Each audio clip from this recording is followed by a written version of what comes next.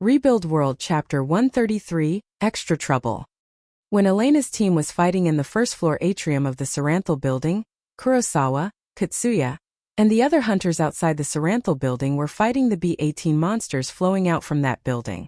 Although their fight was nowhere easy, they were somehow able to maintain the upper hand. The B-18 monsters were relatively strong monsters.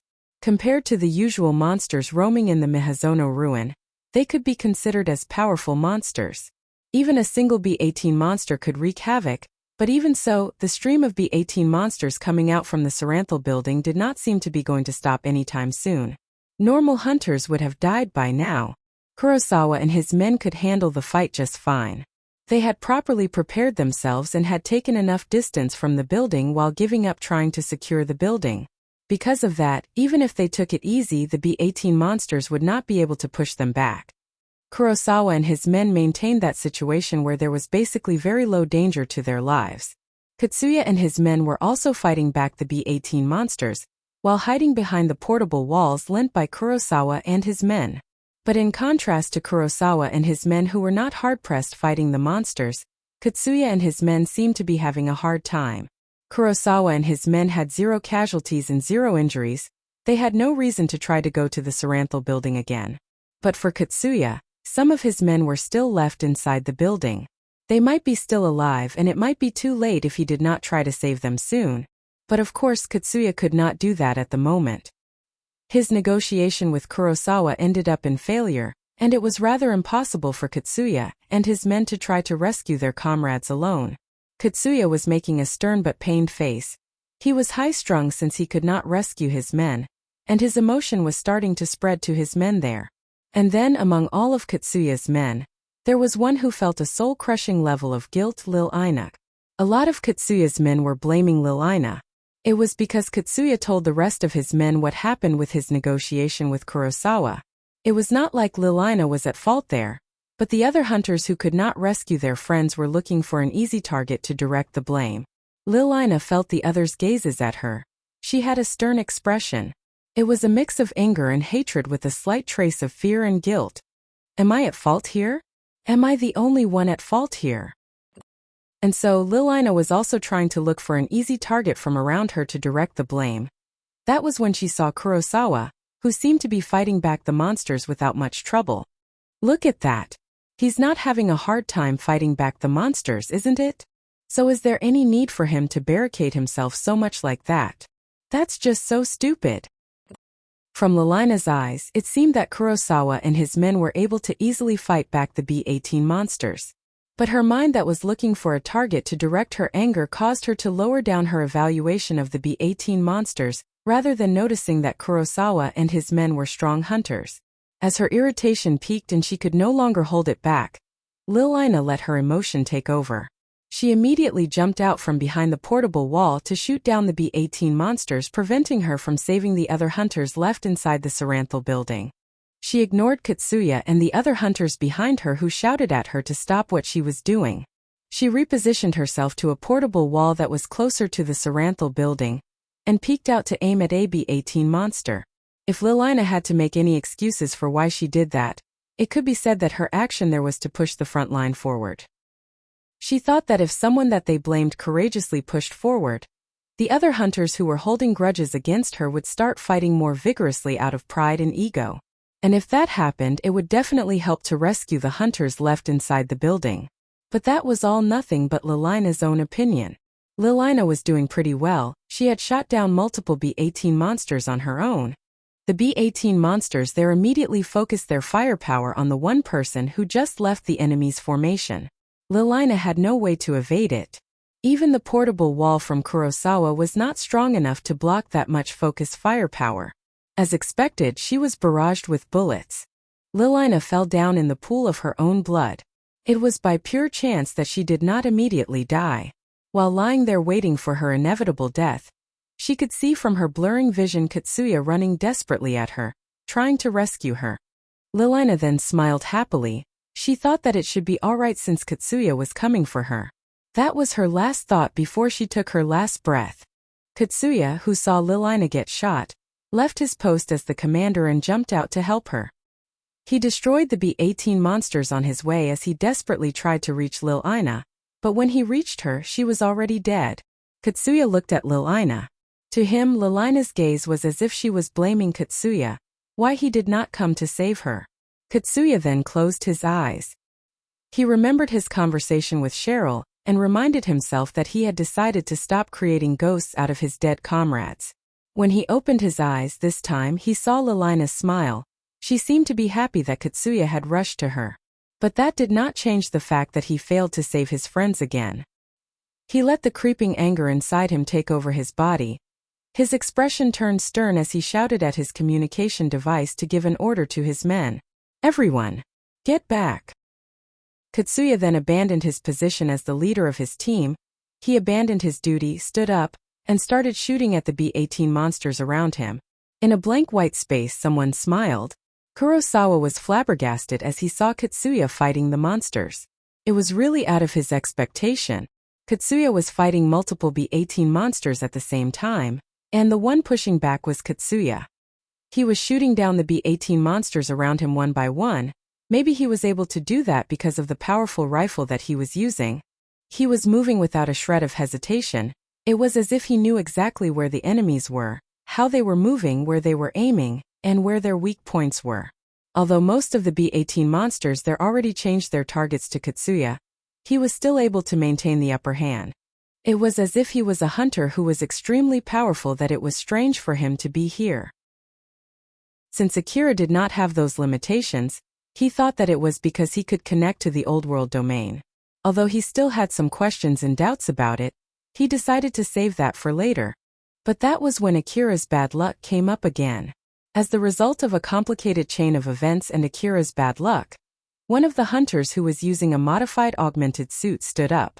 As if it had received an order to simply stand up and shoot any nearby enemies, it immediately aimed its rifle toward the nearest hunter, and that nearest hunter was Akira. Akira calmly pulled up his CWH anti-material rifle, aimed it at the augmented suit's control device clearly indicated with the help from Alpha, and pulled the trigger. Bullet flew and opened a huge hole in that dead hunter, as well as destroying the control device of the augmented suit. That dead hunter then fell down to the ground and completely stopped moving. Katsuya, who saw that by pure coincidence, shouted, "Lil Ina!" That dead hunter was Lil Ina. Katsuya ran toward Akira. For Katsuya, who did not know what was going on, it seemed as if Akira just finished Lil Ina, who was actually still alive. Akira was about to shift his aim to Katsuya by pure reflex, but Alpha stopped him through his augmented suit. Akira frowned and asked, "Alpha?" Alpha replied with a serious face, "Calm down, we can't afford to cause a needless fight in this situation." Akira kept staring at Alpha. It seemed that it was not enough to fully convince him, so Alpha continued, "I'll properly give you support next time, so just calm down for now." "All right." Akira hesitatingly lowered his rifle. Shikarabe gave a signal with his hand to Elena and the other hunters to go ahead, and then he stood next to Akira. Shirori also recommended them to hurry up, so the rest of the hunters went ahead and left Akira and Shikarabe behind. After all, they were finally able to escape the building, so Shirori thought that it would be very unfavorable to get involved in another troublesome fight right now. Katsuya ran all the way to Akira and stood in front of him. He was slightly shaking while glaring at Akira. It was even weird that they did not start shooting at each other yet. Shikarabe then asked Katsuya, "What? What you say? You were running to us, so I bet you want something from us, right? So what is it? If it's nothing, then get lost." Katsuya's glare shifted to Shikarabe. "Why did you shoot her?" "Someone is somehow controlling the augmented suits of the dead hunters, so we had to neutralize them. That's all there is to it. She might be still alive, you know?" "No, she's dead. I bet it's exactly because she's already dead that the security of her augmented suit got disengaged, which allowed someone else to control it. We were also attacked by similar means back in the building too. I bet some of the monsters that came out from the Saranthal building modified her augmented suit or something." "Do you really think that I'll just shut up and accept that explanation?" Katsuya did not accept Shikarabe's explanation as he kept glaring at Shikarabe. To that, Shikarabe looked back at Katsuya with hostility. I see, in that case it means that she's still alive. Her augmented suit was not hacked. But even so, she aimed at us. So, basically, one of your men intentionally aimed her rifle at us, right? Shikarabe took a fighting stance. Although it was not like he was aiming his rifle at Katsuya, he was ready to start fighting anytime anyone made a suspicious move. Katsuya reeled back. That's not what I meant. Shikarabe was still glaring at him. So then what's your explanation? Go on. Katsuya could not answer back. Akira and Shikarabe just stood there against Katsuya in silence. No one said anything. That was when Kurosawa, Yamina, and Eri approached them. They quickly noticed the tense mood and frowned since they did not know what was going on except for the fact that they were on the brink of fighting each other. They just finished fighting the monsters, so Kurosawa thought that it was unwise to fight against other hunters in this situation. Kurosawa lightly sighed and said to Katsuya, I have no idea what's going on here. But are you sure you don't want to use this chance to rescue your men trapped inside that building? I'll tell you this, my men will stand by near the entrance to secure the area first. We have no plans to help you in looking for survivors. Katsuya looked at Kurosawa, Eri, and Yamina, and then his gaze returned back to Akira and Shikarabe. He somehow made a frustrated look before he turned and ran into the Saranthal building. Yamina and Eri immediately followed behind him. Kurosawa looked exasperatedly at Katsuya as he left that place. He then turned to Shikarabe, lightly smiled at him and said, Yo there, Shikarabe, long time no see. Shikarabe frowned. Kurosawa, don't tell me that you're the leader of the hunters outside the Saranthal building. Yep, but only half of them. I lead the hunter group unaffiliated with Drankum. I don't know what happened, but they're not under my lead, so I won't accept any complaints about them. Well, putting that aside, as the leader of the next team that will go there, can you give me any information that you have to share? Shikarabe sighed as if he was relieved. He then calmly replied, Sure. Here, I'll stay here. Tell that to Elena and the other hunters too. As for Shuri, well, I guess it doesn't really matter, huh? Just return back to the Kagomiyama city ahead and follow Elena's order from there. Tell Togami to do his job properly as an escort. All right. Akira lightly nodded and went to catch up with Elena. Kurosawa kept watching Akira, who was leaving that place, as he said to Shikarabe, So that's the Akira that you told me, huh? Is he as strong as that Katsuya? No idea, he might as well be. I see there are so many strong young hunters lately that it's rather scary. Well, leaving that aside, it's rare to see you picking a fight with someone that quickly.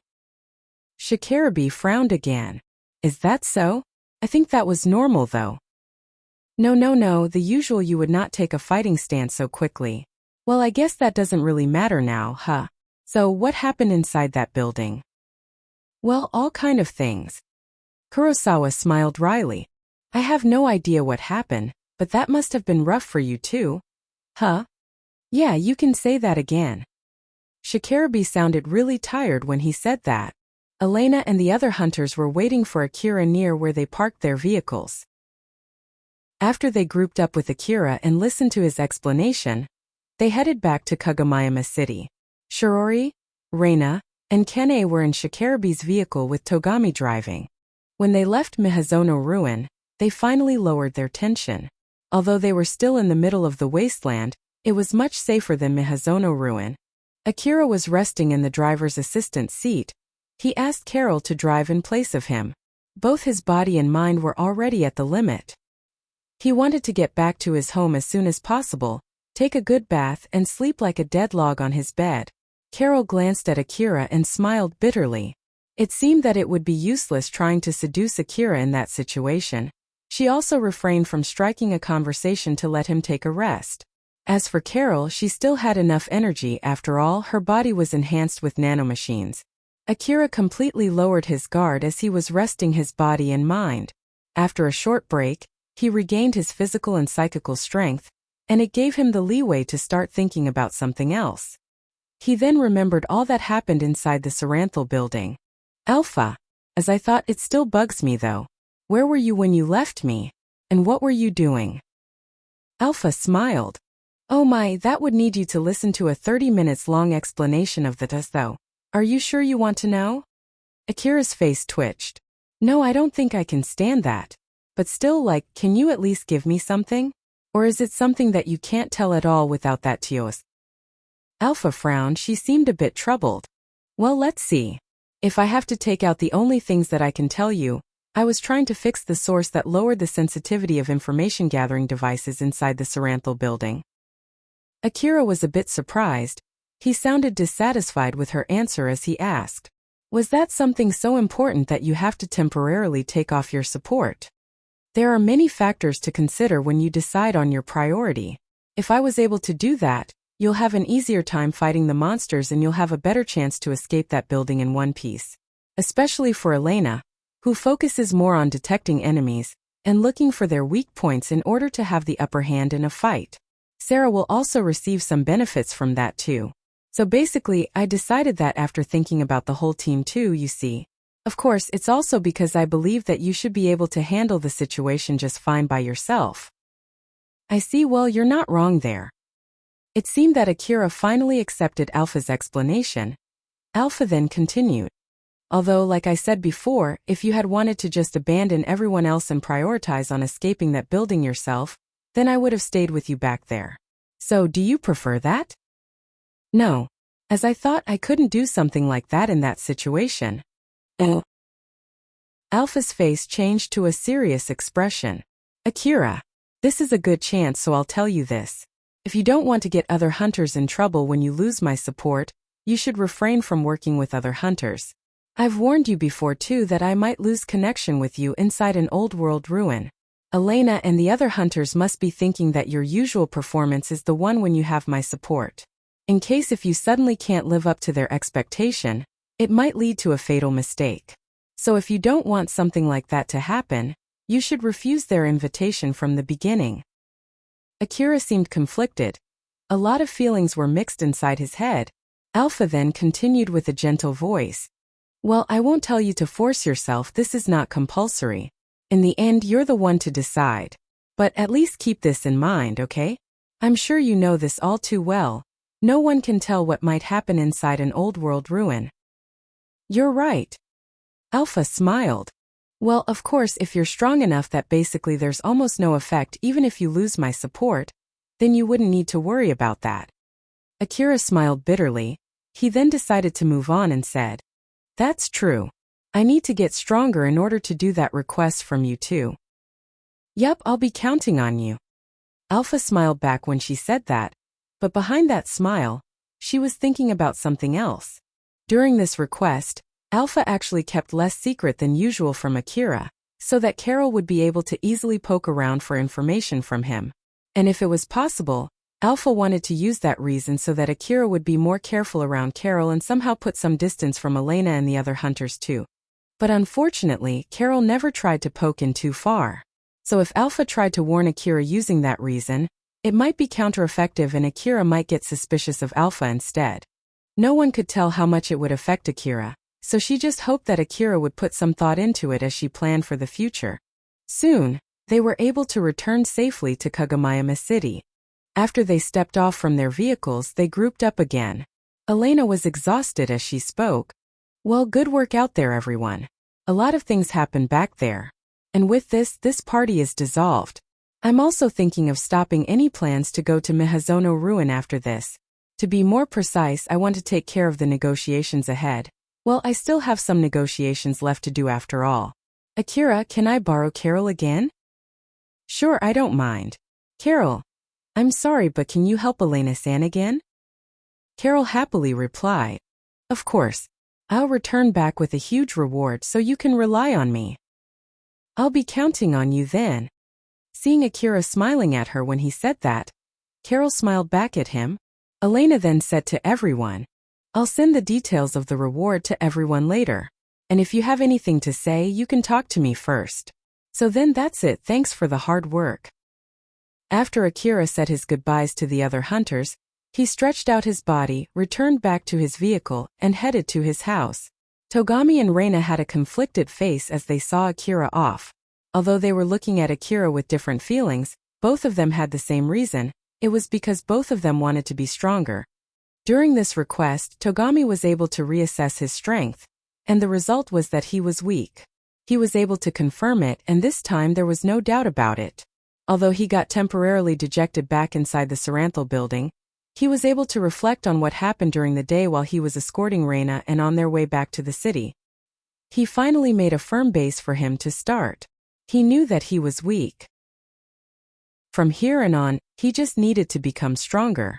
Togami said to himself, made his resolve and started walking forward firmly. While on the other hand, Reina was doubting herself. After she was able to return safely from a dangerous situation and the tension in her was released, she ended up remembering the horrible situation that she was in, and got even more dejected. After Reina left Katsuya's team, after she left that safe place, she devoted her time to work as a hunter despite the fact that she still had to have Shirori and Kene escort her. But still, she was able to regain some of her confidence as a hunter. But all of the confidence that she worked really hard to gather was destroyed in an instant. It felt as if all her hard work was nothing but in vain. What happened today was telling her that and got her even more dejected. Seeing how Togami moved on forward firmly, it felt like Reina was being left behind. Reina had no idea what to do so that she could get stronger. Rebuild World Chapter 134, Yanagisawa's Business. The first floor of the Saranthal building was filled by the hunters that were sent by Kagomayama City. To be more precise, they were a group of hunters who accepted the request from Kagomayama City. They also sealed the way to go to the upper floors and to the basement. Something was still blocking the hunters from making connections from inside the building. As such, they installed a huge relay device near the entrance to connect them to another relay device outside. The first floor of the Saranthal building was reinforced so much that it looked like a forward base. That was where Yanagisawa and his men made an appearance. The mood on the first floor immediately changed. It was obvious that someone of high ranking was present. Yanagisawa just ignored that mood and proceeded through the first floor atrium to one of the receptionist desks. Due to the fighting before, the receptionist desks were completely destroyed to the point that they were unrecognizable. Yanagisawa started speaking while facing empty space. I want to ask for permission to enter the facility. Nothing happened. Yanagisawa's men tilted their heads while checking up Yanagisawa's expression. Yanagisawa then once again said, I want to ask for permission to enter the facility. The rule states that even when it's inactive, I should still be able to apply for a visitor permit. If you won't follow it, then I have no other choice but to take another alternative. With this, at least you know that I tried to follow the proper procedure, right? When he said that, Saranthal suddenly appeared in front of Yanagisawa. Saranthal then gave a very formal introduction before answering Yanagisawa's query. Dear customer, the building is not open at the moment. Anyone with no business in this building is not allowed to enter. So please leave the building. Yanagisawa smiled. I'm Yanagisawa. I can't make a proper connection because of some reasons, but I'm the one who made the application to visit the 60th floor. Can you check it? My apologies, but there's no such visitation application to this building. Yanagisawa's smile slightly clouded. Is that so? I confirmed that the application was properly received though. There is no such visitation application during the closing of this building in our record. We're really sorry, please try sending the application again. Yanagisawa placed his hand on his chin. Did I make a mistake when I sent the application? Or is it that I can't send an application when I properly make a connection? It can't be helped, I guess I'll try using that. Yanagisawa pulled out a black card from his pocket and showed it to Saranthal. I have some business on the 60th floor. Just let me pass.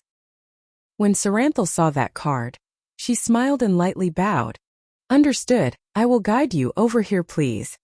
Saranthal walked and guided Yanagisawa and his men to one of the elevators. The way past the elevator was sealed with a strong barricade. Saranthal, who did not have a corporeal body, walked through that barricade.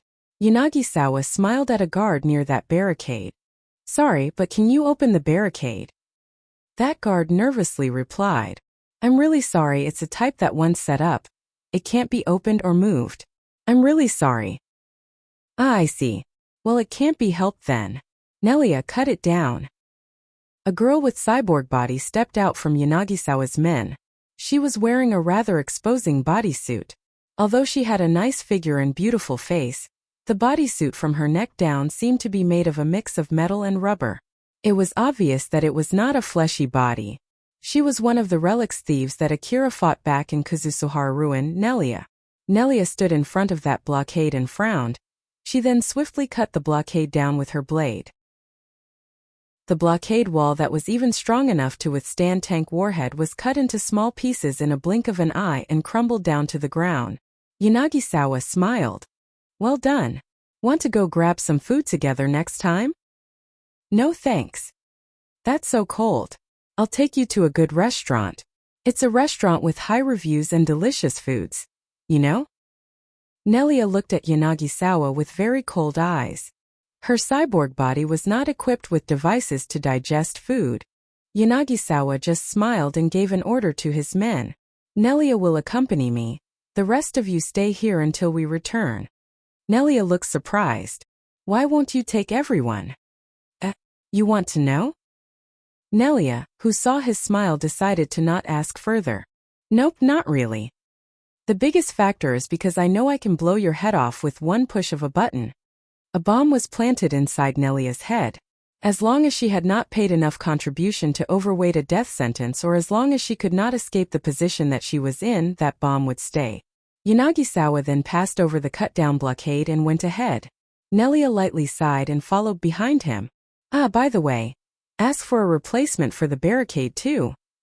Yanagisawa said to the rest of his men before leaving that place. Asterisk, asterisk, asterisk. Elena and Sarah were taking a rest in their home. Both of them were completely in their relaxed state. Because both of them were very tired after returning back from Mihazono ruin, they did not make any complaints about each other's appearance that day. After Akira left, Elena had to finish up an extremely troublesome negotiation. Thanks to the help from Carol, both of them were able to secure a good amount of reward. Elena had nothing to complain about Carol, who was good at fighting as well as negotiating. Normally, she would have used this chance to form a connection with Carol. But there was still one thing that was bothering her. It was something that Shikarabe had told her about Carol. Say, Sarah, what do you think about what Shikarabe said back then? You know, that one when he said that Carol was a bad girl. Sarah thought for a bit before replying. Well, she is someone who would use that augmented suit out of her own volition after all. If it still bothers you, how about asking Shikarabe? He did say to ask him after that request if it still bothers us, remember? So I'm sure it's okay if you ask him now. Elena thought for a bit. It was not like she wanted to look for Carol's bad sides. She just wanted to check if Carol was a problematic person or not, and if she should stop trying to associate with Carol. But Carol had some connections to Akira. For someone labeled as a bad girl to be around Akira, Elena could not help but wonder. You're right. I guess I'll do that. Elena took her information terminal and called Shikarabe. It was also set so that Sarah could listen to their call once they were connected. It's Shikarabe. Elena, Did something happen with the request? Nope, it's not about the request. I just remembered that there's something I wanted to ask you. It's about what you said about Carol back then. You did say that you'll tell me the details later, right? Carol really helped me during the negotiation, so I was thinking if it's a good idea to get along with her. But then I remembered what you said back then. Oh, about that, huh? Shikarabe paused as if he was thinking about what to say. Well, you saw it for yourself that she was using that attire.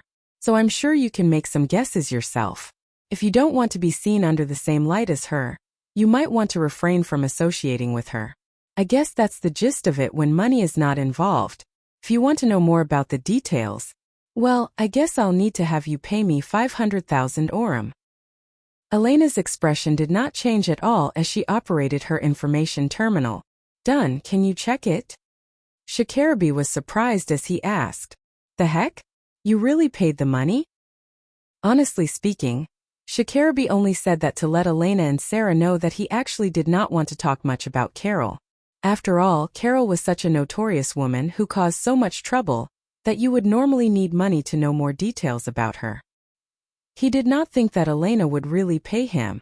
Elena, herself, would not have paid if the one who brought Carol to the team was not Akira. Although Shikarabe only said that half-jokingly, now that he really got paid, He had to properly tell Elena and Sarah the details now. Elena and Sarah could hear Shikarabi sigh. He then continued with a serious tone. I can tell you the details, so is it okay to tell you now through this call? Sure. Carol's main job is being a hunter, but she's also selling her body to other hunters as her side job. Although she would serve almost anyone, her customers are mostly based on her taste. She has no fixed price either. She sometimes is willing to take as little as 100 orum, but I bet she only does that to let her customer have a taste of her body and ask for more money next time. It's basically like an entry price for a narcotic. She'll increase the price every time the same person asks for her again. In the end, she sometimes asks for a few billion orum just for a night. Moreover, I heard that her aim is not simply the money, but it's the money that the hunters get from risking their lives. I heard that is the exact reason why she will only accept hunters. After all, risking life is a professional hazard for being a hunter. So I guess that perfectly fits her taste. Elena then asked a question. Well, at least I get it that she's a problematic person, but was there any need for me to pay 500,000 orum for that information? It depends on each case, but she basically has caused so much trouble that asking for more detail about it will cost you that much money. To be more precise, 12 people already dead because of her. Elena's expression turned stern. Shikarabi then continued. The number of hunters who died because of her is simply too much to ignore. Each hunter had a different reason behind their death. Some of them got into a fight with their friends to get enough money to pay Carol. Some of them got killed fighting other customers over Carol. Some of them got killed trying to force Carol although they didn't have enough money. The real problem starts here. Some of those hunters were veterans from Drankum. Elena's expression turned even sterner. She understood the severity of the subject. In the past, Drankum took a special request from the city management. At that time they were given secret information about old world relics for the request, but that information got leaked out. And after an investigation, it was found that someone leaked that information to Carol. And the one who leaked that was a veteran hunter from Drankum. Huh? To be more precise, there's a good chance that was the case. From what I heard, the hunter paid Carol with that information instead of money. That hunter should have known what would happen to him if he leaked secret information from the city management, but even so, it seemed that his mind got so messed up that he did not care about consequences. It's still unclear whether Carol sold that information to someone else. That hunter told Carol in a cheap inn where she might have set some audio recorders or something. So then what happened to that hunter next? He was furious and went to kill Carol, but he ended up getting killed instead. By the way, I was the one who killed him. At that time, I accepted a request from Carol to be her bodyguard. I don't know if Carol had known that hunter was coming to kill her beforehand or not. But one thing for sure, Drankum did not leak that information to the public. Nonetheless, Drankum still took the responsibility for the information leak. Elena and Sarah were listening to Shikarabi with stern faces. From what they heard, it seemed that Carol was far more problematic than both of them had thought. The 12 dead people are also the number that came up after an investigation. In reality, there might be even more people who got killed. Well, basically, a lot of people get killed just by associating with her. So with all of this info, I have no other choice but to see her as a problematic girl. But putting that aside, Carol is indeed a skilled hunter. I heard that she's making profits out of information that she received from the other hunters in place of money. Depending on the subject, she can also gather information about old world ruins through negotiations. So depending on how you get along with her, it might be really profitable. But if you slip up, you might get yourself in big trouble. Shikarabi then changed his serious tone to a more relaxed one. I guess that's the gist of it. I believe that I gave you enough information for what you paid for. I won't take any complaints, okay? Elena replied with a serious tone. Don't worry, that's good enough. I see. Do invite me again if you get any profitable requests, okay? Later then. Shikarabi then ended the call. Elena and Sarah looked at each other. Both of them had an expression saying that they were worrying for someone. Asterisk, asterisk, asterisk. Shikarabi was drinking together with Kurosawa in a pub. The table in front of them was a big table designed to accommodate the server girls too. But the ones sitting on that table were only Shikarabi and Kurosawa. That in itself was a rather luxurious way of using that table. Shikarabe and Kurosawa were enjoying their expensive drinks while talking about the current popular topics among hunters, which included what just happened in Mihazono Ruin too. Kurosawa there threw a question to Shikarabe in a good mood. By the way, what happened to the hunters whom you rescued back there? Shikarabe sounded totally uninterested as he answered. No idea. I bet they're negotiating with the Drankum's upper echelons even now. I heard that one of the maids that you rescued even threatened Drankum. Shikarabe looked slightly surprised. He looked a bit annoyed as he said, even you have heard about that too, huh? Well, yeah. The secret message for Drankum officers that Shikarabe deciphered inside the Saranthal building was basically a rescue request from Shirori that sounded closer to a threat message. It was basically a request to send a rescue squad as soon as possible under the assumption that Reina was still alive.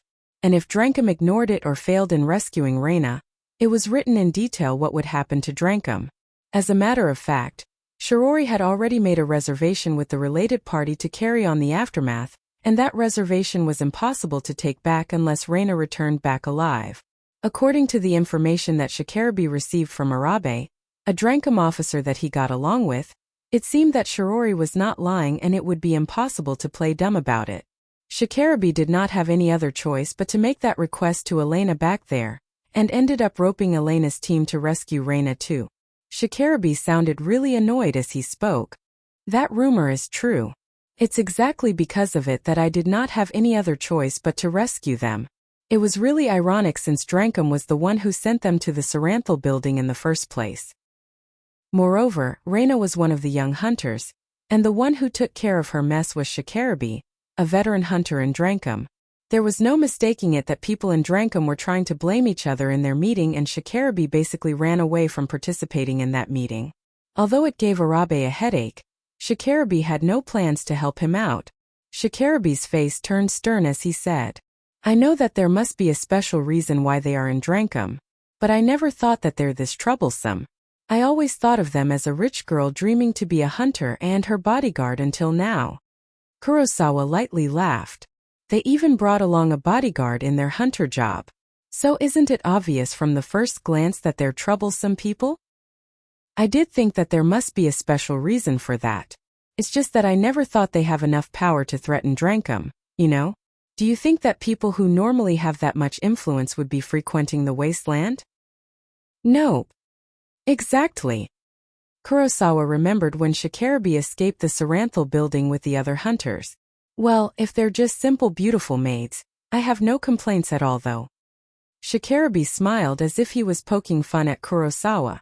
If you're really that interested, you can just go to the third floor and ask one of the girls to wear that outfit though. It might be because of the alcohol that Kurosawa replied back with something unexpected. No, you don't get it. It's also important to have the air around them saying that it's their real job. Just a simple costume won't be enough. What the heck are you expecting from them? They're even strong enough to kick and cut down mechanical monsters, you know? The heck? So basically, when we were inside the Saranthal building, you see, Shikarabe and Kurosawa continued enjoying their time in that pub while getting drunk. Then Kurosawa, who was still more or less rather sober, checked how drunk Shikarabe was. And when the timing was right, he asked Shikarabe a question. By the way, about that boy who you told me, that Katsuya. Shikarabe immediately frowned. Can you just stop? You'll ruin the mood. Come on, don't say that. I saw him back then, he is indeed a strong hunter. It's no surprise that he got appointed to be the leader, and I can understand why you told me that he at least has the talent. But his commanding skill is rather questionable. I won't say that has no talent there, but at least, he's not as good as you said he was. But then Shikarabe mockingly said, I don't remember ever recognizing his commanding skill. Although I admit that he's a talented hunter. Of course, a hunter also needs to be able to work in a team. But in the end, it's usually just a motley crew of several hunters. I don't consider the ability to command such a group of hunters as an essential skill. Well, I know it's weird for me to say this since I'm the one who brought this up, but that's kinda true. Right? It's true that Katsuya is a talented hunter. I admit that. But that's his individual skill as a hunter. Even if he can be a powerful hunter, that does not mean he can take command of a group of hunters. Kurosawa lightly frowned. Then why was he the leader of that Drankum group? Shikarabe sighed. It was as if he was trying to convey his feelings about that subject by doing that. He then made a conflicted face as he said, "It's basically the result of the things happening in Drankum." Shikarabe began talking about what was going on in Drankum, as well as his own guesses while drinking the alcohol. In the beginning, Drankum only dealt with stuff regarding its members' activities as hunters. But as it grew bigger and bigger, it started to turn into a company seeking profit, even to the point that making profit was one of the main aims of the whole gang at the moment. The gang started to pay wages to its hunters. In exchange for bringing profit to the gang with their hunter activities, the hunters were paid back with money. That in itself was not a bad thing, but some veterans in Drankum did not like that change. The hunter activities that the Drankum hunters could do were limited for the sake of the growth and profit for the whole gang. The officers started to amass more power to the point that their requests could be taken as a compulsory order. As such, more and more hunters started to have a problem with the changes. The gang also started taking a cut from the rewards that its members received for all kinds of reasons. That cut then would be used for the sake of the whole gang. Eventually, some people started to feel that they did not get enough benefit from the gang compared to the amount of money that they paid to the gang. The biggest advantage of weapons lent by Drankum to its hunter was that the members could get their hands on powerful weapons with a relatively small amount of money, but at the same time, it also forced them to be dependent on the gang. If they went against the order of the Drankum officers and got themselves kicked out from the gang, they might have no other choice but to go to the wasteland unarmed. Thus, they would have to obey the orders from the higher officers even if they did not want to. The rivalrous factions inside the Drankum, other than the one between the veteran hunters and the young hunters, was the infighting between those who knew the old Drankum and those who did not. One of the reasons why Katsuya was assigned to command the Drankum group was to pull him into the management side. For officers who were not originally hunters like Mizuha, it was a perfect chance to put a spotlight on Katsuya, who was one of the examples of the success of their newly proposed plan, and they could almost definitely use this chance to push their agenda even further. And at the moment, the new faction was more prominent within Drankum. Mizuha's renewal plan with Katsuya as its spearhead had a good reception from the people in the inner wall, thus they received a lot of support from the city management side. Shikarabe explained all kinds of things regarding that subject while complaining to Kurosawa. Kurosawa smiled bitterly. So it's the transformation phase in Drankum. Huh. Shikarabe annoyedly said. If you just sweep everything under the rug saying that it's because the gang is in the process of change, it will never end. You know? Kurosawa just smiled bitterly at Shikarabe, who let out a big sigh. Shikarabe then made a serious face as he said to Kurosawa, "So what's your aim this time?" "My aim? I thought that you invited me here to gather up information about what's happening inside Drankum. And since you're willing to listen to me complaining instead of paying it back with money, I gave you more information than I would usually do. But it doesn't seem that it's your aim, so what exactly do you want to know?" Kurosawa smiled wryly. It seemed that Shikarabe had completely read his intention. Then he also made a serious face and said, "There's something that's bothering me, you see. So I want to know your opinion about it." "Oh, what is it about?" "Back then when you were still fighting inside the Swordsmanship building, well, I'll skip the beginning, but basically I saw Katsuya fighting against the monsters. So at that time I felt something strange, something felt weird. I can't really explain it, but it's basically this different feeling that you get when you listen to a formal description of something compared to when you listen to a fiery description of the same exact thing. I felt like the other hunters also got a little bit excited back then, enough to even make me worry if the other hunters would jump out and follow Katsuya. Thankfully no one did that, but still, it's still bothering me even now. So, do you have any guess about that?"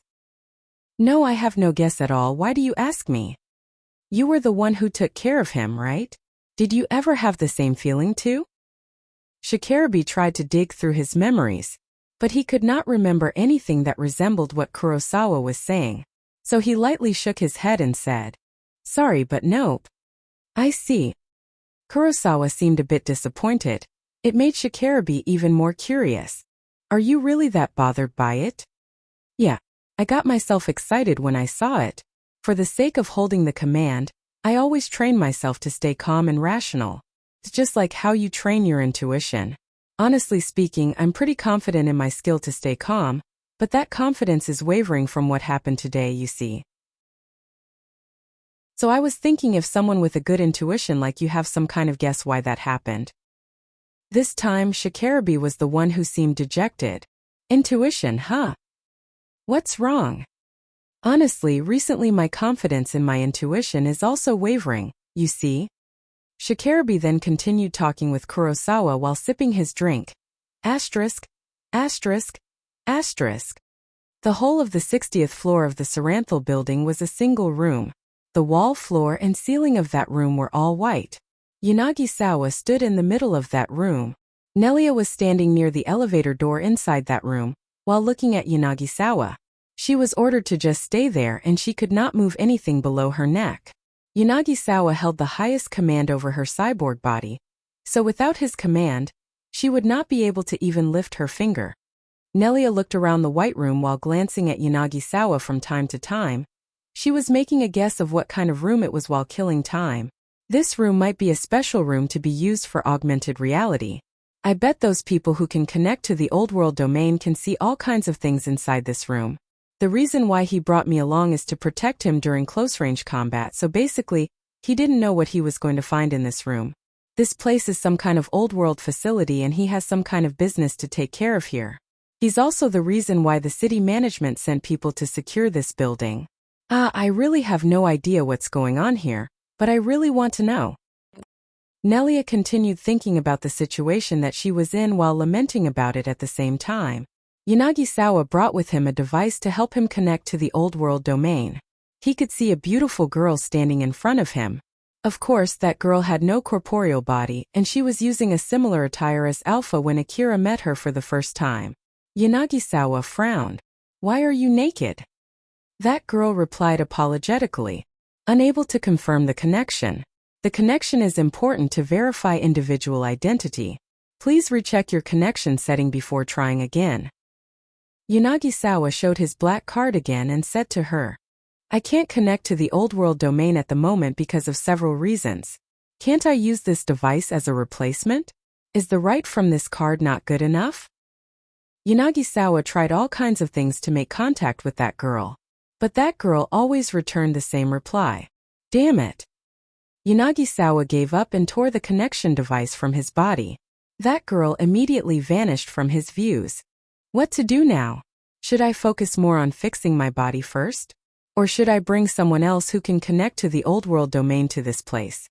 If only I can connect myself to the old world domain again, they should be able to recognize me. But if I bring someone else, that person might betray me down the road. Yanagisawa had a stern face when he returned to Nelia. My visitation application is only deleted from Saranthal's side. Properly got sent from the issuer side. Why is that? Did Saranthal get reset when that abnormality occurred in Mihazono Ruin? But if that's the case, why didn't they erase the record from the issuer too? Is it because that's not the cause? Yanagisawa still had a stern face as he entered the elevator. Nelia, who had already gotten her freedom to move around, was with him. The elevator's door then closed and they returned back to the first floor. In the first place, why did the security level in Mihazono Ruin suddenly change? Is it because we dispatched several humanoid soldiers and tanks to ensure my safety? Did that trigger the security level in Mihazono Ruin? If that's really the case, why didn't it happen sooner? Is it because they knew about me and someone forced the security level to change from the outside? Nelia smiled and suddenly asked Yanagisawa a question. You've stopped smiling, you know? Yanagisawa looked at Nelia with an expressionless face before he returned to his usual smile.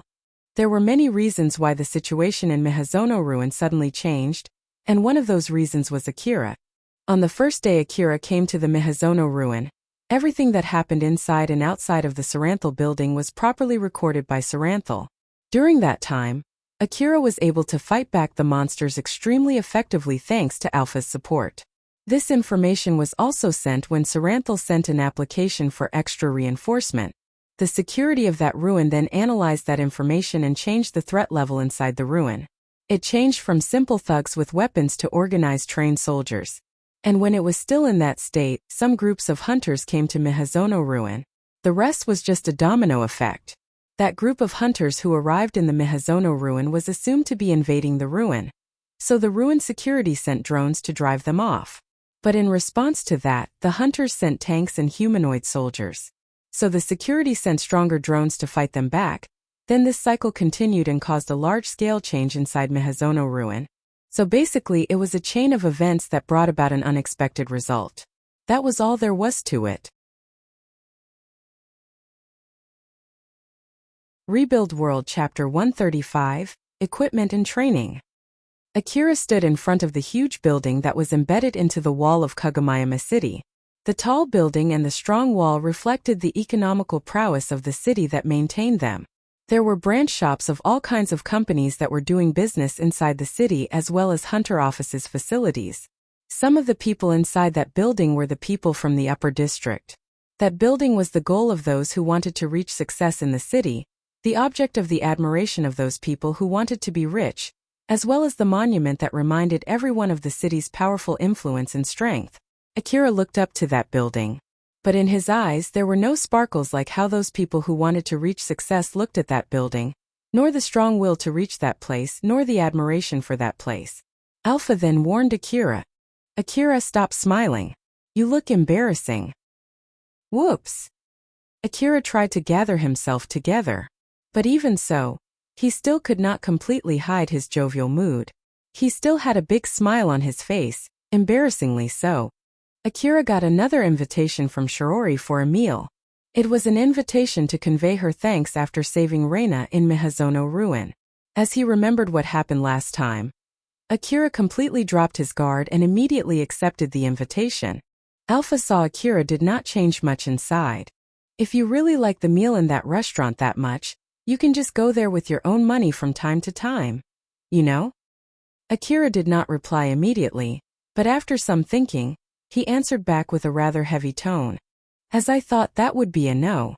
I don't feel like going there if I have to pay for it with my own money no matter what.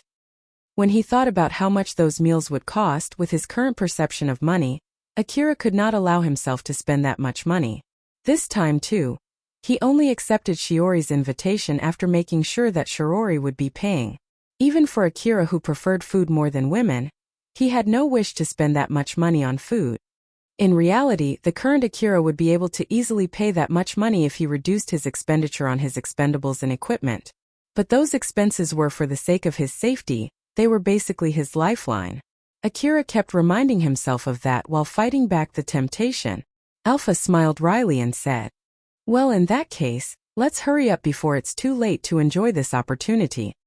"You're right." Akira walked happily as he entered that huge building. Just like last time, Akira left his rifles at the reception desk. The interior of that restaurant was still as luxurious as before. Akira's augmented suit looked so out of place there. But since half of the customers were also hunters, Akira did not stick out. This was also because of the location of that restaurant and the type of customers it usually served. The server guided Akira to his table, but when he arrived, he was very much surprised. Akira thought that Shiori would be alone, just like last time. But this time, Kane and Reina were also present. Kane lightly waved at Akira and said, "Yo there. We meet again." Akira looked at Kane and frowned. Shiori and Reina were wearing high-class suits suitable for visiting that luxurious restaurant. But Kane was using her usual maid outfit. It would not be strange if someone mistook her as another server of that restaurant. Is this normal? Is it just like me who came in this augmented suit? No, wait, but Shiori is using a suit while the servers didn't seem to be bothered by that maid outfit. I guess it's just me, huh? Akira thought that his common sense might be wrong, but then he thought that it was not like he could do anything about it, so he just shook it off and proceeded to sit on the chair that the server guided him to. Shiori and Reina saw Akira's reaction and sighed. Reina then said to Kane, "Kane, can you do something about that outfit of yours?" Kane smiled. "Nope. It's important for me to keep using this maid outfit for the sake of protecting Milady, and Akira is still using his augmented suit there, so it's not that much different from that." To be honest, Akira did not want to be treated the same as Kane, but since he was there on their dime, he stopped himself from protesting. Shiori then tried to change the mood as she said to Akira, "Akira-sama, thank you for saving Milady the other day. As I promised, I'll be paying for your meal today, so please there's no need to hold yourself back." Akira answered back happily, "Thank you for that. Well then let's not wait dash." As Akira browsed the menu, he remembered something and asked Shiori, "But if this is a gratitude for what happened in the Saranthal building, shouldn't you invite Elena-san and the other hunters too? For their case we have given their team, including you, extra reward as our thanks. Since it also includes the money from Drankum, the reward will take some time to process, but I hope that you'll find the amount satisfying. As for today's meal, this is my thanks for accepting a personal request from me back then." "Wait, I did. You did take my request to buy me 5 seconds. Oh, that one, huh? I see. If this meal is the reward for that, I'm really glad I pushed myself back then. Well then, if that's the case, I won't be holding back." Akira bowed lightly, for which Shiori replied with a smile. Akira then started deciding on what to order from the menu. Just like last time, he could not imagine the kind of dishes simply from the names written on that menu. After trying his best for some time, just like last time, he decided to pick that day's special course. Since Akira could not decide on anything, when Alpha saw him pick the default choice, she pointed at the menu and spoke to him. She did say not to hold back, so how about picking something else randomly? "No thanks. The dish that you're pointing at has this strange name that sounds like a curse chant from the Western District. What exactly would come out if I actually ordered this?" Alpha jokingly replied, If you chant this name in the Western District it feels like it might summon fire or something. So I'm sure it would be something red and spicy." "It doesn't really matter. I'll pick the recommended course from the restaurant. I'm sure you can't ever go wrong with that one. There's no need to experiment with this precious chance, after all. It'll only needlessly add the risk that I would regret it later." "Oh my, that's not something I expected from a hunter who always risks their life in their job though. Oh. I already had my fill taking risks only for my hunter job." Alpha smiled mischievously. "Well, now that you mention it, that's true. It's a good thing to be careful. If it's possible, I want you to be this cautious all the time." Akira deliberately ignored Alpha and closed the menu. After they placed their order, they started talking to each other while waiting for their meals to arrive. Akira was listening closely to Shiori's explanation about the current state of the Saranthal building. "I see, so that's what's happening in the Saranthal building right now, huh? But even if they secured the first floor, the upper floors are still filled with monsters, right? I wonder if they're going to be alright." From what I heard, it seemed that someone from the city management was able to make a deal with the manager of Saranthal building, and they're using some of the building's facilities to bolster their defense. Akira seemed slightly surprised by it. "A deal with the manager of Saranthal building? Do you mean that Saranthal A? That's amazing. If the city had someone that amazing, they could have sent them in sooner and we wouldn't have had to go through all of that." "I agree." Shiori nodded and showed her total agreement with Akira. Not too long after that, the meals arrived on their table. Akira looked delightedly at the food lining in front of him. He then happily started eating. In the middle of that, Kene suddenly asked Akira, "By the way, I heard that you fought Ain-san evenly though, is that true?" It might be because Akira was fully focused on enjoying his food that he could not remember something like that, so he tilted his head and asked, "I did. But you fought Ain-san before, right?" Akira's fight against the relic thieves in the Kazusuhara ruin was a secret between Akira and the city management. So Kene thought that Akira was playing dumb because of that, but looking at his expression, she realized that he was being serious.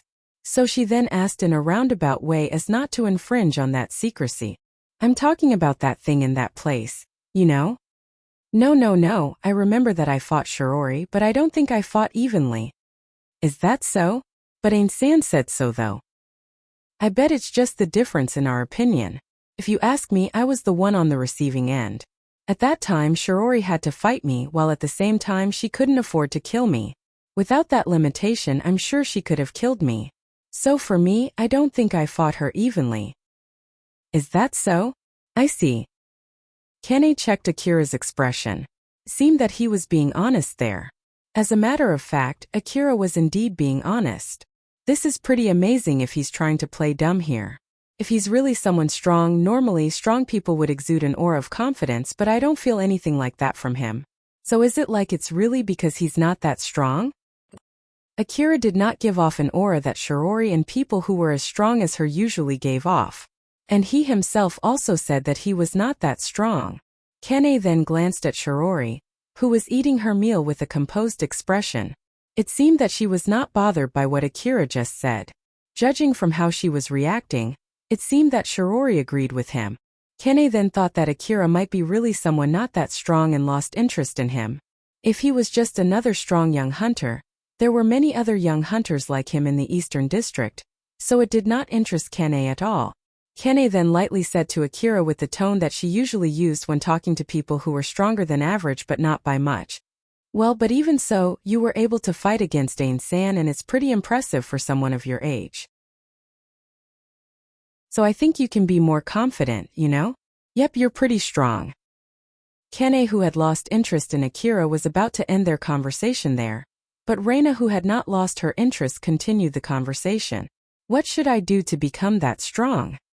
Reina was asking with a serious tone. It sounded as if she was desperate. The other three turned their attention towards Reina. Akira seemed to be at loss on what to say. Kane was a bit surprised, and Shirori looked rather worried. She somehow had a bad feeling about what would happen next. Shirori then tried to be considerate as she said to Reina, "Milady, as I said, something like that is only attainable with hard work and dash." "I'm sorry, Shirori. I'm not asking you, I'm asking Akira." "My apologies." It seemed that Reina would not listen to her no matter what she said. So Shirori apologized for rudely interjecting and did not say anything more. Reina, Shirori, and Kane turned their attention to Akira, who was rather confused by that heavy mood emanating from Reina and Shirori. But since it seemed that he had no other choice but to answer that question, he tried to think of an answer on his own.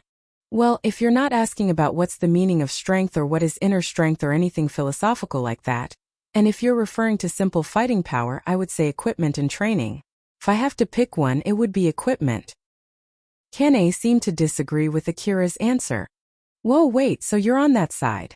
Are you one of those stupid people who believe that they can be strong as long as they have powerful equipment?" Akira flinched a bit. It seemed that Kane hit the bullseye. In his own opinion, he who had alpha support was basically the dream of those stupid people who put emphasis on equipment. In reality, Akira had gone through a lot of training and multiple near-death experiences which actually boosted his skill. But judging from the difference between when he had alpha support and when he did not have it, plus how Akira evaluated himself lowly, Akira could not bring himself to deny what Kane just said to him. So instead he tried to make some excuses. "I won't go that far, but if I have to pick between training and equipment, I do think that equipment is more important. I know that this is a rather extreme comparison, but I'm just saying that it's faster if you buy a rifle to fight monsters than to train for 100 years to kill monsters with bare hands." Kane's expression turned to a smile. No, Akira boy, you can't put too much trust on rifles. As in matter of fact, even when we already have rifles and tanks now, people are still polishing martial arts, right? If you get yourself an augmented suit designed for close combat, you should be able to fight monsters just fine. There are actually more hunters than you think out there who don't use rifles to fight monsters, or at least there are enough of them for corporations to make equipments for. In my opinion, I would rather shoot them from afar with a rifle than getting close to fight them. In the first place, when you bring up that talk about augmented suits designed for close combat, it already means that equipment is more important, right? Akira boy, equipment alone is not enough. It's also important for you to train yourself and get yourself familiar with those equipments. That's exactly why I did say training and equipment, yes? Hunters can die anytime, so we can't afford to spend too much time training. I'm just saying that it's better to get the best equipment you can afford to compensate for that. So why does that make me one of those stupid people? But then Kane firmly replied, "That's because you picked a bad analogy there." Is that so? I see. Akira just accepted that answer, although he was not 100% convinced by it. No matter what the subject was, it had some convincing power when you said it firmly after all. Even more so when it came to someone like Akira who had no confidence in his own knowledge and common sense. Reina listened seriously to that conversation and thought about it. It did surprise her and made her unsure. After hesitating for a bit, she then said to Akira, but even if you say to get the best equipment that I can afford, I heard that it might cause me to mistake the power of my equipment as my own skill, get ahead of myself and get myself killed instead though.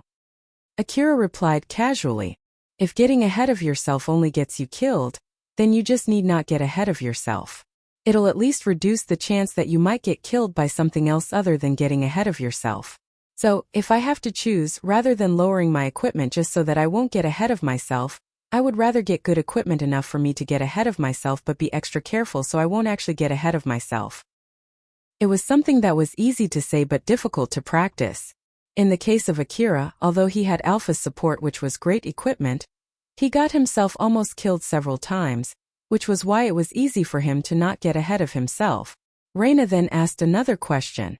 There are a lot of stupid people like what Kane said, they get ahead of themselves just because they have powerful equipment, so, what's your opinion about them? Even if you ask me so. Let's say that you get your hands on a powerful equipment and someone sees you using it. Do you get bothered by how people would think of you? Or what's your own opinion about yourself in that situation? Things like that. Reina asked with a serious face. She looked rather desperate as she was waiting for Akira's answer. Akira was a bit confused since he did not understand how Reina's question connected to her expression, but since they were paying for his meal, Akira seriously thought about it first before replying. I'll be extra careful so no one would catch me off guard and try to attack me out of the blue. Hearing that answer, Reina was completely dumbfounded. Shiori was lightly surprised, while Kane just smiled bitterly. Akira realized that he just gave a rather weird answer, so he tried to just let that slide as he focused back on his meal. What Reina wanted to ask about was Akira's opinion regarding those people, whether Akira felt disgusted, hatred, envy, jealousy, or anything like that. But his answer did not even touch that subject at all. So in other words, Akira was simply saying that those things were irrelevant. His answer really hit Reina hard.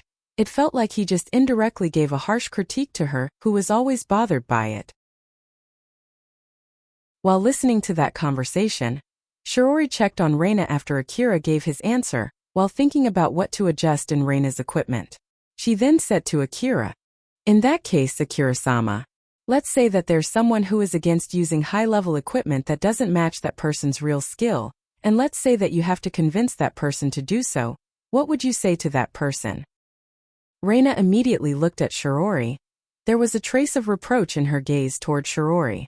But Shiori did not look back as she fixed her gaze at Akira. Shiori had recommended Reina to renew her equipment several times in the past, but Reina always refused it.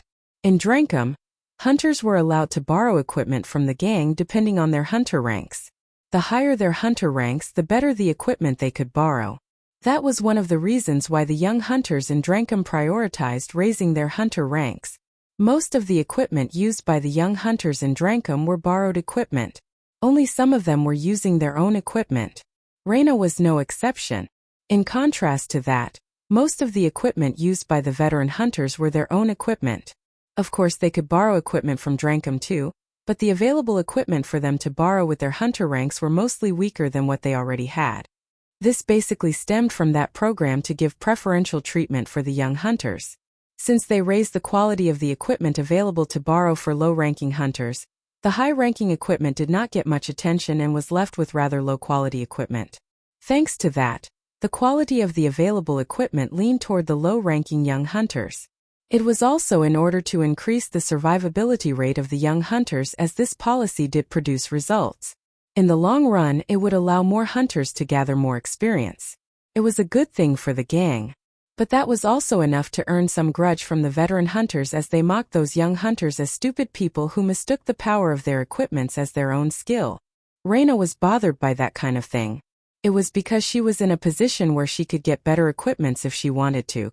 But even so, Shiori still recommended Reina to get better equipment. There was no problem with getting better equipment on her own. And by getting better equipment with money, she would be seen as a fool who had nothing other than her equipment, not only by the veteran hunters but also by the other young hunters in Katsuya's faction. Although Shirori asked that question casually, there was a sense of seriousness leaking behind it, and it made Akira a bit confused. But still, since he was there because they paid for the meals, Akira seriously thought about it before giving his answer. He casually said, "I won't even try to do that." Shirori was surprised. It's not about whether you'll try or not. It's more about what would you say to that person if you have to try to convince that person. This is only my guess, but I'm sure that person has his own reason not to do that. For example, that person might not be buying better equipment because of money. Maybe he is able to purchase better equipment anytime he wants. Then, he must not be doing so out of a certain personal reason. It might be because of some kind of value that he sticks to, or that if he does, then it would be completely out of his selfishness. I'm sure he doesn't want to buy better equipments because of reasons like that, right? After all, although he can do his job much more safely by getting better equipment, he's not doing that out of his own volition, right? So, to put it simply, he must be risking his life out of his pride or something. He must be ready to die when he forces his pride like that. Even if for the other people, that reason is just simply ridiculous or foolish, for him, that reason must be important enough for him to just ignore that fact and push with his own selfishness and pride. So for someone who has resolved that much, I'm sure it would be useless no matter how much a stranger like me tries to reproach him. So I don't think I have any chance to convince that person. I can also understand the strength of those people who have resolved themselves. That's why, since even trying would be meaningless, so I would have given up right from the start. After Akira said that, he glanced at Shirori to check if he said anything strange again or not. Kene was just smiling mischievously.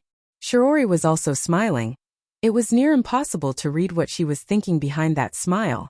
While Reina looked down with a stern face, Akira, who sensed how awkward the mood got, thought that he might have said something strange again. Well, if I have to at least try, even though I know that it would be completely useless, so that I can say that I've tried, then I would at least speak up about it. Shirori lightly nodded while smiling. Thank you very much for your valuable opinion. Akira got flustered a bit. Well, I'm sorry that I only gave you an answer that might not be useful at all. Please don't be. It's a very valuable opinion. Shirori was honestly smiling right from the bottom of her heart. Akira still felt slightly awkward as he returned to his meal. Shirori and Kene also started eating again, but Reina was still looking down for some time before she started eating too. After that, they continued enjoying their meals while talking to each other. Although he was a bit bothered by how Reina was reacting, since Kane and Shirori did not say anything, Akira decided not to say anything too. As they continued enjoying their meal and slowly reaching the end, Reina started to show some changes. She raised her head and seemed to be seriously thinking about something as hesitation slowly erased from her expression. When Akira finished his meal and drank his coffee, Reina's expression had already changed to a more resolved one. After they were done, Akira deeply bowed to Shirori. Thank you very much for the meal. It was a great meal, thank you again. Shirori smiled at Akira and replied, likewise, thank you very much. If the chance presents itself again, I hope that you would accept my invitation. Akira smiled bitterly. Of course, but if it's possible, I hope it won't be after doing something as risky as this the next time. I can't agree more. Shirori was smiling happily when she said that. Akira then left that building and stretched out his body. Well, that was really great. I sure want to go to that restaurant again. I wonder how long will it be for the next time though. Seeing how Akira sounded a bit sad, Alpha smiled at him and said, you can go to that restaurant with your own money next time. You know? Stop it, don't try to tempt me like that. I might really end up going there with my own money if you do that. It would be troublesome for me if you don't grow up to be a powerful hunter, who thinks that amount of money is nothing but a spare change, you know? Although I think it'll take some time until you can do that, let's be patient and keep giving our best. Okay? I know, so please wait patiently for me until I can be that strong. Akira replied with an uppity tone. He then walked back home while chatting with Alpha.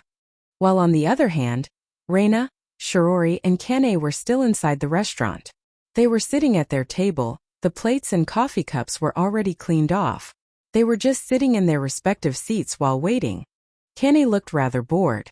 Shiori waited silently without saying anything.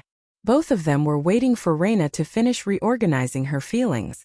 After listening to Akira's answer, she asked herself some questions and came up with a conclusion.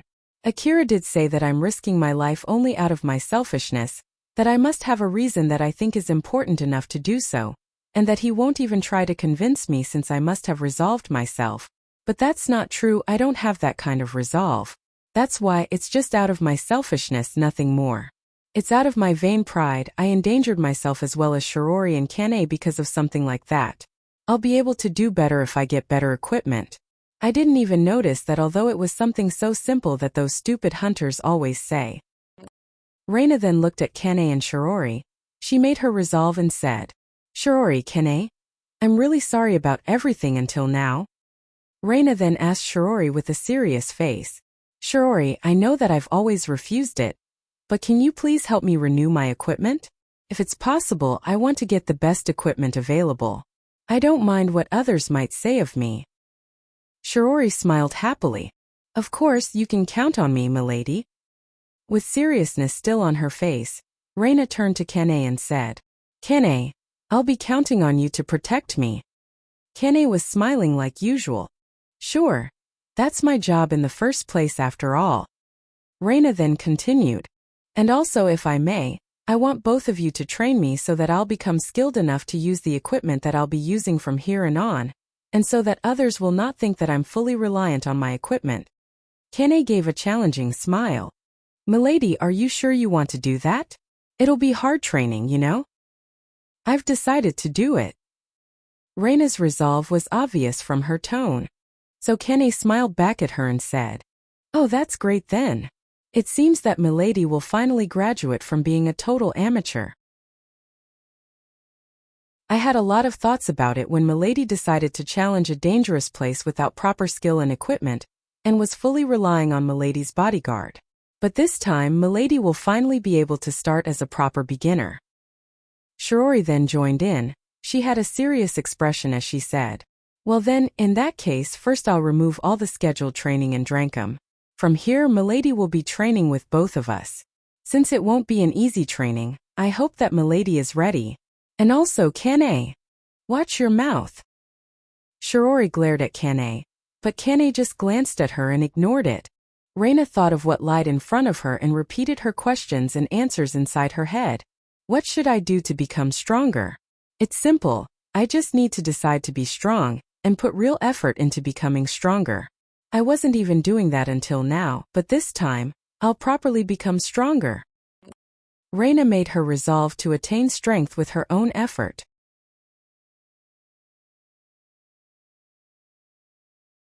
Rebuild World Chapter 136, Cheryl's Business. Akira was standing inside a white space. Every time he got such a dream, he felt that he had seen a similar dream before as well, but he always forgot about it when he woke up, together with everything that happened inside that dream. Akira's consciousness was still hazy as he saw two alphas talking to each other. The alpha near Akira sounded a bit annoyed when she said, Couldn't you at least do something about it? The alpha further away from Akira casually replied, Unlike you, I don't have the proper permission. That's why I can't do much external interference to guide his action. To be honest, since you have the proper permission, I was hoping that you would have done something about it from your side. It's not that easy on my side, you know? Is that so? Yes, it is. Both alphas were staring at each other without saying anything for some time. The closer alpha then lightly sighed. Well, it doesn't really matter now, so why did you suddenly change your original plan? Originally, I was planning to lessen the number of people around the subject in order to increase the effectiveness of my guidance, and when someone around the subject gets fatally wounded, it would affect the psychic of the subject greatly to further push him to prefer to work alone. However, considering how the special characteristic of the subject affects the result, I decided that it was impossible to proceed with the original plan to make the subject less conspicuous and act more separated from the other hunters. As such, I changed my plan, which is basically the opposite of my original plan. Are you sure that will be okay? This is basically an experiment whether it would work or not. This will give good data that will also be useful for you. I see. You can just do anything you want as long as you don't interrupt me. After all, it would be a disaster if we both failed because of that. I can't agree more with you. Akira's consciousness started to fade. The world was blanketed in darkness again as his dream came to an end. As Akira was pulled out from that dream with a hazy mind, he saw the silhouette of someone that he might recognize. It might be just his imagination, but he noticed that person was glaring at him. Akira then opened his eyes. Alpha welcomed him with a smile. Good morning, Akira. Yeah, good morning to you too. Akira pulled his body up from his bed and looked at Alpha as if there was something that was bothering him. Alpha frowned and asked, "What's wrong?" "No, it's nothing, it's just that I feel like I saw you in my dream." "Oh my, that's an honor. But I feel like there were multiple Alphas." Alpha smiled mischievously. "Oh my, you need more than one of me? Should I multiply myself?" Alpha enhanced Akira's vision and produced multiple images of herself inside Akira's room. The overwhelmingly many Alphas inside Akira's vision were all wearing different attires and were smiling at him. Akira's face turned to an obvious annoyance. "Stop it, one is more than enough." "Is that so? Well, either way I do feel happy if one is enough." Akira's vision returned back to normal. He looked obviously unhappy with what Alpha did there, but Alpha just ignored it as she was smiling like usual. After what happened, Akira completely forgot the thing that was bothering him just now. Asterisk. Asterisk. Asterisk. 3 hunters were walking in the slum of Kagomayama City. Although their equipment varied from each other, they did not look weird together. They did not look like former hunters, and they did not look exceptionally strong either. They looked like one of those common hunters in the Eastern District. They were called Bear, Hazawa, and Ravin. After they grabbed their respective equipment, they headed to the slum city instead of the wasteland. That was basically the content of his contract. The rest were just common debt agreements intended for hunters. Things like he would not try to run to another city, or that he would properly go out to the wasteland to earn money and not just stay inside the city, or the ruins that he was allowed to go to look for relics. Basically, these conditions were to make sure that the hunter would not try to run away from his or her debt. When Ravin made that contract with Katsuragi, he said nicely to Ravin that he had no plans to get rich through debt and interest, so he really asked Ravin to prioritize coming to his shop until that debt was repaid. Ravin thought that the reason Katsuragi lent him money was simply to promote Katsuragi's shop. That was why Ravin was fully convinced by that and signed the contract. The real problem happened when Ravin was about to go out to the wasteland again. Katsuragi used the contract to designate a certain ruin for him to gather relics. But that ruin that Katsuragi designated was a bit outside the capability of Ravin's equipment. Ravin was somehow able to get away using his equipment as an excuse, but then Katsuragi recommended Ravin to buy some better equipment. Katsuragi then even told Ravin that it would only cause him trouble if Ravin got killed, so he was willing to postpone the payment until later. Katsuragi was somehow able to talk his way to convince Ravin. After all, Ravin himself always wanted to get better equipment too, so he ended up taking that offer. So then, Ravin bought some new equipment, headed to the ruin, returned back with relics, and sold them to Katsuragi. The money that he made that day all went to repay his debt, but since the new equipment that Ravin bought was more expensive than what he had expected, the money that he made that day was not able to make a dent in his debt. The cycle continued as Ravin bought medicines and ammo from Katsuragi, went to the ruin that Katsuragi designated, and sold the relics that he gathered to Katsuragi. His debt to Katsuragi kept increasing each time. The ruins that Katsuragi designated were ruins that the current Ravin could not explore without buying better equipment and a lot of ammo, while at the same time, as long as he had the equipment that Katsuragi recommended, it was almost guaranteed that he would be able to return back alive.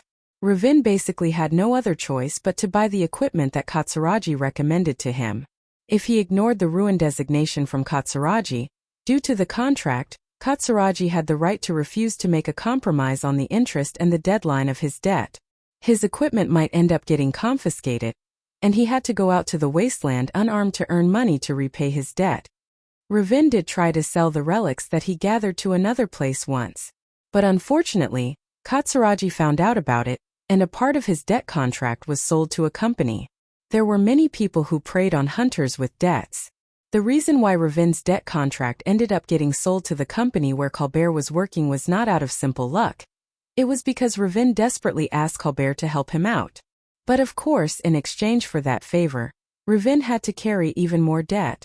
Ravin hung his head low as he said to Hazawa, "At the moment, I'm basically just a machine that buys equipment from Katsuragi and sells all the relics that I gather to that same Katsuragi. It would be really bad if this keeps going on." Colbert lightly laughed and said, "But thanks to that, you get better equipment and become stronger by the day, isn't it?" Although it did not change the fact that he tricked you, it was not a bad contract, you know? So you were talking about here, even if you have some money, I bet you'll just spend it on booze and women. I'm not sure that you can save enough money to buy equipments yourself. Ravin immediately raised his tone and rebutted. Like hell, I would just let myself continue and get myself drowned in debt. The contract even limited me to sell my relics only to Katsuragi, you know? I bet he only pays me the minimum amount of money close to the lowest market price. That's why I need to do something about this fast. After shouting out his feelings, Ravin returned to himself. He then put both of his hands on his head and sighed. No matter how much he complained, the current situation would not change. He needed to do something about it. Hazawa told himself to never be someone like Ravin as he turned to Colbert. "So then, Colbert, why are we here? We've been wandering aimlessly around this area. It's not like you're planning to rob a shop, right? If that's the case, I'll take my leave here, you know." "Well, just be patient and wait for a bit. It's not like I've been spending my time without going outside the city for nothing. I'm pretty sure my plan is not that bad." Colbert had a trauma when he was about to get killed by a monster out in the wasteland. That was why he was taking a side job from money lending companies so that he did not have to go out to the wasteland. He must be pretty knowledgeable on how to earn money as a hunter without going out too much to the wasteland. After wandering in the slum city for a bit more, they finally arrived at their destination. It was a part of the slum city that was under Cheryl's gang territory. A young boy from Cheryl's gang had opened a street stand here. It was not a rare thing for slum city residents to pick up random things that seemed to be sellable and open a street stand to sell them. Colbert was actually looking for that street stall. Colbert, Ravin and Hazawa then approached that stand and browsed the goods there. The young boy who was waiting at the stand looked at them and tried to offer the goods he was selling. Come. We have old world relics here." Ravin scanned those goods and said, "The heck? You call these things old world relics? I don't know where you got them, but aren't they just junks? So stop with lies, will you?" That young boy pouted. "I'm not lying. We carried them back from an old world ruin ourselves." "Huh? Which ruin? Go ahead and tell me the name of the ruin if you really carried them back from an old world ruin yourself." That boy flinched and could not say anything back. Ravin smirked mockingly at that boy. That young boy then asked another young boy who was waiting in the stand with him, "Hey, what was the name of that ruin again?" Unlike the boy who was responsible for serving the customers, the other boy had a rifle that seemed to be properly maintained. He seemed to be the one responsible for guarding the stall. That boy then replied, "If I'm not mistaken, it was Higuraka Residence Ruin." The boy responsible for serving the customers then proudly said to Colbert and his friends, "See there. It's really from a ruin. The Higuraka Residence Ruin." But then Ravin smiled mockingly and said, "Higuraka Residence Ruin is already exhausted of any valuable relics not too long ago. Hunters already stopped going to that ruin for gathering relics. So any relics left there are just cheap relics, they are basically junks." The young boy pouted again. "But they're still old world relics, you know? Relics are relics. If you don't plan to buy anything, then you can just go somewhere else." That young boy then remembered that it was not a good idea to be too harsh on hunters, which might cause them to get angry, so he tried to calm himself down. Colbert saw that and tried to calm Ravin. "Whoa there, just calm down. Let's properly examine these relics first. We might find something valuable, you know?" They then took a close look at the goods displayed there. But in the end, all of them were cheap relics. None of them interested Colbert and his friends, So Colbert asked that young boy. They really are nothing but cheap relics though. Are you hiding the expensive relics somewhere? We're not selling those kinds of relics here. After all, someone might steal them if we put them here. And even if we have them, we have no plans to sell them to anyone but good customers. Like hell we'll show them to someone who only came here to mock us. I see. Colbert locked his gaze at that young boy, who felt a bit pressured and shrunk back. After confirming that young boy's reaction, Colbert smiled at him and said, "How much is the total if I want to buy all the relics here?" Eh? That young boy seemed confused as he looked at Colbert and the relics in his stand. He then looked at the other boy, so the other boy answered Colbert's question in his place. It's about 8,000 aurum. Deal. Here. Colbert handed over 10,000 aurum to the boy in front of him. That boy got even more confused than before as he received the money. Colbert then said with a confident smile, "You can keep the change. So there, I'm a good customer now, yes?" That boy got so flustered, so the other boy who saw that just sighed and said to Colbert, "All right, come over here. But before that, make sure you take the relics that you just bought, okay? I don't care if you want to throw them away, but don't do that here. No good customers throw away the goods that they just bought in the same shop where they bought them." Colbert lightly laughed. "Roger that, before that, what is your name?" "It's Tayal." Tayal answered back with a rather prickly tone. He guided Colbert and his friends through the slum city. In the middle of that, Colbert asked Tayal a question. "By the way, why did you say that back there?" Tayal thought for a bit before answering. "I know that you didn't buy those relics because you wanted them, right? I just thought that you would just throw them away since you don't need them, and that would be troublesome for us if you do that again and again. Moreover, we were the ones who offered them to you. So if we looked at you with an unpleasant look although you properly paid, and took the relics that you bought and threw here, won't that make you angry?" Colbert smiled. "Now that you mention it, that's true. Did you think of that yourself?" "No, it was boss order." "I see.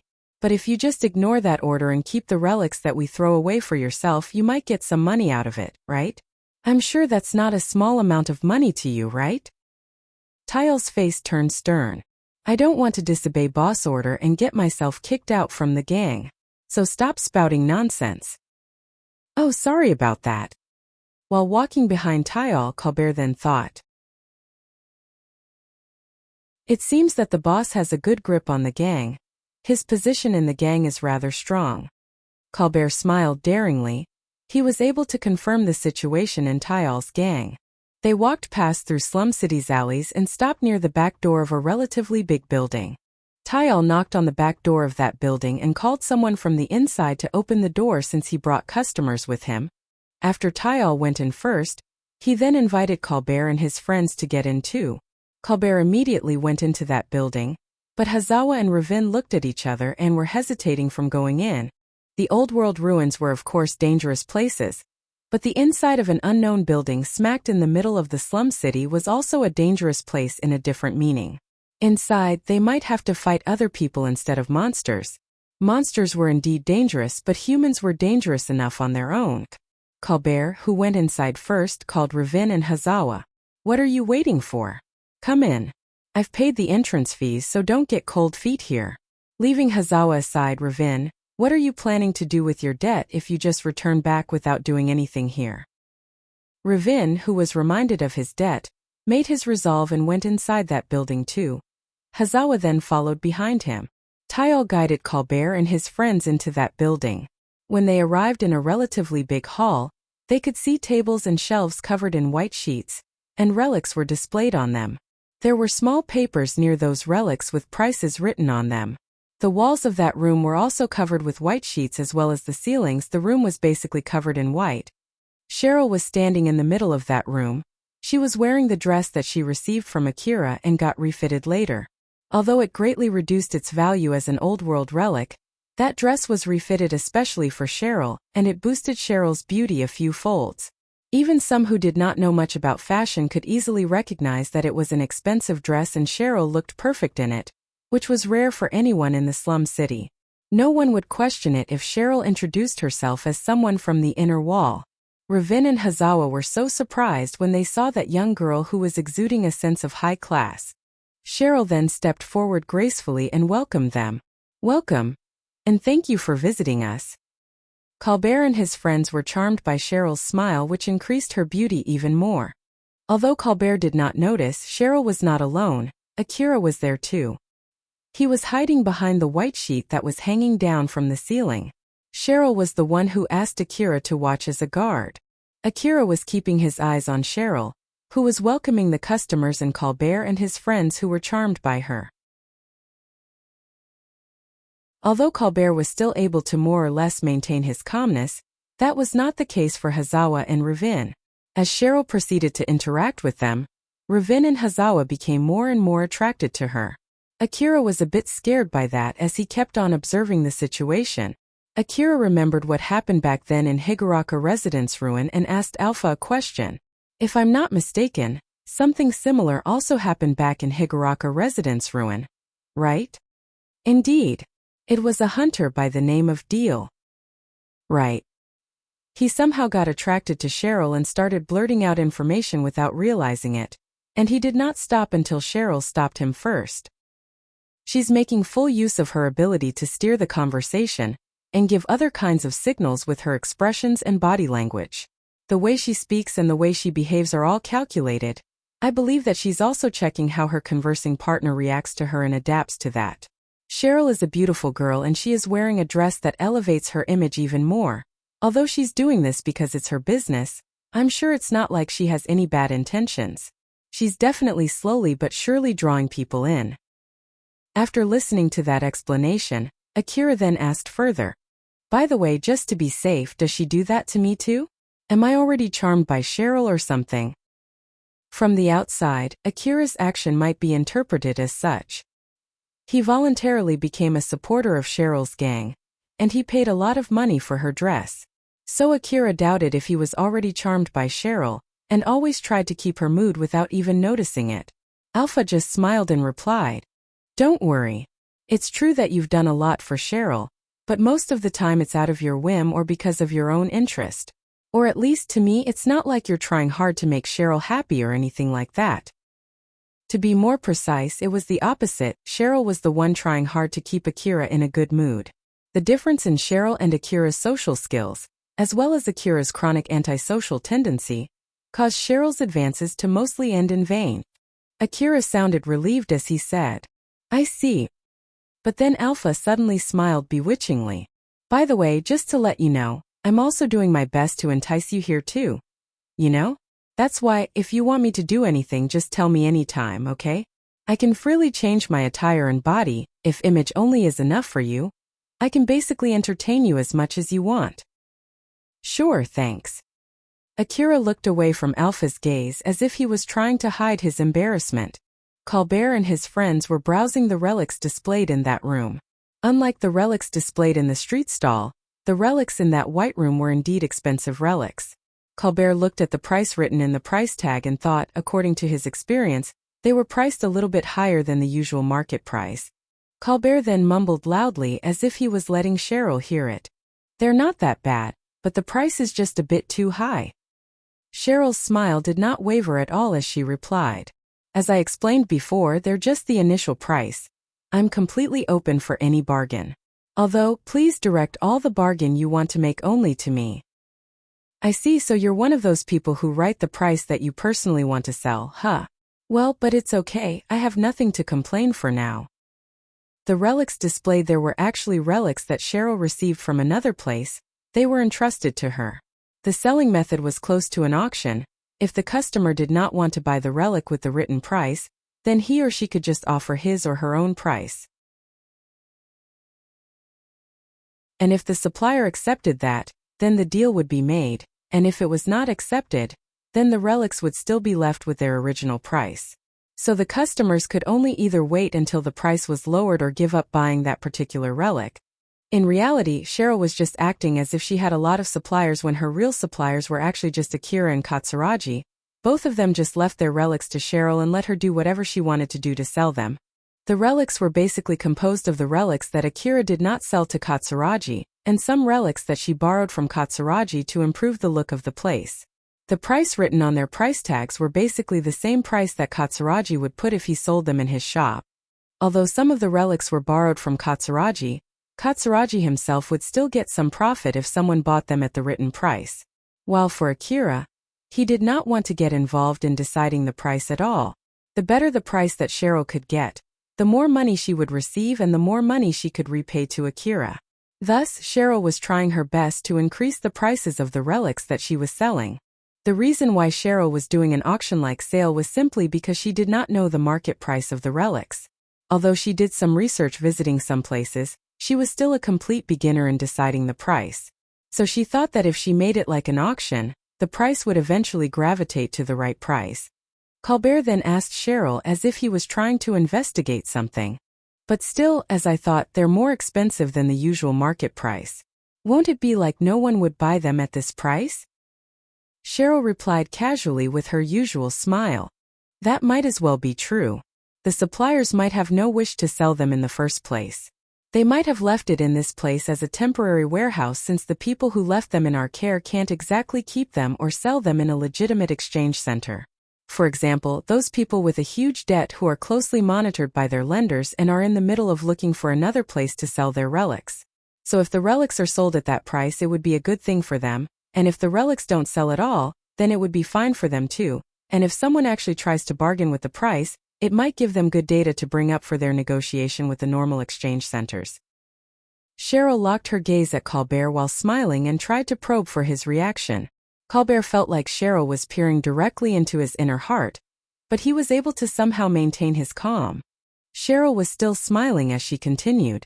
I don't understand the intention of the suppliers, but it doesn't change my job to sell the goods that they left in my care, as expensive as possible. If I try to lower the price, we would have to pay for the difference ourselves. Since that's the situation that I'm in, I can't give you a discount even if you try to ask me, you know? That's really unfortunate. Colbert smiled wryly as he replied back half-jokingly.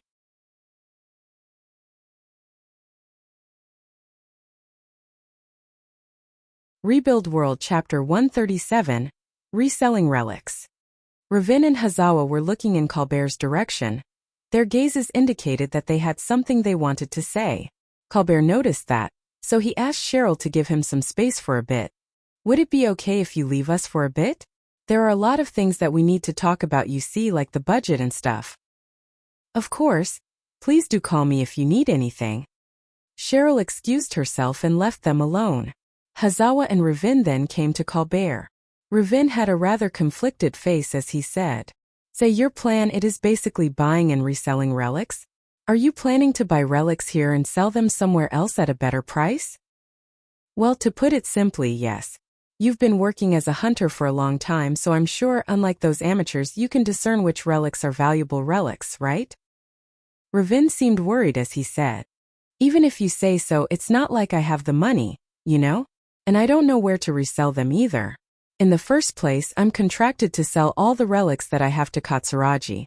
Although that guy is also the one who forces me to keep buying stuff from him." Colbert was still smiling like usual. "Don't worry, I have a plan for that. Your contract only forces you to sell the relics that you gathered from the old world ruin to Katsuragi, so it doesn't include the relics that you buy from another place." Is that really how it works? Yeah, there were precedents in the hunter office. So it's okay. And also, I know that you don't have that much money. So just buy cheap relics, don't aim for those technological and mechanical relics that the hunter office usually looks for. The price of those kinds of relics changes with the trend after all. Moreover, there are usually many hidden gems out there. Some relics that are only worth 100 orum and look like junk from a glance can earn you 1 million orum in a specialized shop if you're lucky. So, we're basically aiming for those hidden gems. You can think of this as a small gamble. Although it depends on your luck, if your ability to discern valuable relics is real, you should have good odds here. So it basically depends on your ability as a hunter. I see, so it's a gamble that depends on my ability as a hunter. Huh. And also, if my information is correct, this shop just opened recently, so they might be selling the relics with a discount to attract customers. There's also a chance that they don't have a strict evaluation to decide the prices of the relics since they are inexperienced to do that yet. They might also sell some relics at a low price on purpose to show their customers that they might find some hidden gems in this place. It's true that it's still a gamble, but I think we have good odds in this gamble. Hazawa, who was listening next to Ravin, nodded. It seemed that he was convinced by Colbert's explanation. He then said, I see, if we're lucky, Ravin might be able to pay his debt in one go. After listening to what Hazawa just said, Ravin started checking the relics there seriously. Colbert, who saw that, just smiled bitterly. Well, I did pay the entrance money for you, so at least buy one thing before we leave this place. It would be meaningless if we go to a relic selling store after this if we don't have any relics to sell. Yeah, I know. Ravin replied with a serious tone without looking back at Colbert and Hazawa. He had his eyes fixed on the prices of the relics lined up on the white sheets in front of him. He seemed to be rather desperate. Colbert and Hazawa looked at each other and smiled bitterly before joining Ravin in looking for good relics. They eventually decided on the relics that they wanted to buy and spent about 1 million orum. Half of it was paid with Colbert's money. Ravin only picked some relics that cost him 100,000 orum in total. The one that Hazawa picked was a box of trump cards. The cards were still inside the sealed container. Although it was an old-world ruin, it seemed unscathed. Its original selling price was 10,000 orum, a rather expensive price even for an old-world relic like that one. The only reason why Hazawa bought it was because he did not want to leave that place without buying anything, but at the same time, he did not want to spend too much money there. And it would be stupid if the price of the relic that he bought there was less than the entrance fee. Colbert then asked Cheryl, Is it okay if we pay through our Hunter ID? Cheryl smiled and replied, We do accept Hunter ID too. Other than that, we also accept cash, cards and money transfer. So, are you sure that you're going to pay with Hunter ID? Yes. Very well. Please let me borrow your Hunter ID then. Colbert handed over his Hunter ID. Cheryl received it, used a terminal to read Colbert's Hunter ID, and operated the terminal to complete the transaction. After that, she politely returned Colbert's Hunter ID. Colbert checked his own information terminal and checked his account to see if the payment properly went through. After confirming that there was no problem, he smiled lightly since he confirmed that he got the information he was looking for, but his expression immediately returned back to normal. After they finished buying their relics, they then left that room. Tyal was waiting for them outside the room. He then guided Colbert and his friends back to the back door of that building. Not too long after they left that building, Tyal asked them a question. Let me ask you one more time. Is there really any need for me to guide you back all the way to the main street? Colbert answered that question. Nah, it's fine. Wait, on second thought, please do. All right. All of them then headed back to the main street. Hazawa found that reply a bit weird, so he questioned Colbert. It's not like there's any need for him to guide us back, no? Although we're in the back alley of the slum city, I'm pretty sure none of them are stupid enough to attack a group of 3 hunters, you know? It's fine, isn't it? It's a good thing to accept others' goodwill. It would be really bad if we get lost here after all. Not to mention, the other 2 hunters in our group were even hesitating to go inside that big building. Colbert was poking fun at Hazawa and Ravin. Hazawa tried to defend himself. Well, I was just being careful, you see. I'm someone who is really careful when it comes to something like that. Just so you know, I was being careful too. Yeah. Oh, of course, I bet you were. Colbert was also keeping his eyes on his surroundings while talking as they walked with Tyal through the alleys of the slum city. He was checking how the people around them looked at Tyal and his group, and how Tyal was reacting to all the attention that was directed at him. From there, Colbert could more or less check how the people around that area saw Cheryl's gang. All of these were valuable information. At the least, the people in that area did not see Tyal or Cheryl's gang as mere children. Some of them did look at Cheryl's gang with contempt, but there was a trace of envy and caution mixed in those gazes. It showed that Cheryl's gang had enough influence for other people to be envious and cautious of them. Tyal and Colbert's group went in different directions once they arrived on the main road. Colbert was in a rather good mood since he was able to gather valuable information. Ravin was holding back his eagerness as he asked Colbert a question. So then where to go after this? I bet you already have a plan where to sell these relics, right? Yeah, I know just the right place to sell these relics. It's the Kyorijin. Ravin and Hazawa looked surprised when they heard Colbert's answer. The Kyorijin was a company that specialized in trading relics. It had multiple branches in the Eastern District. It was also famous as a pawnshop company where hunters with debt problems used to go to pawn their relics.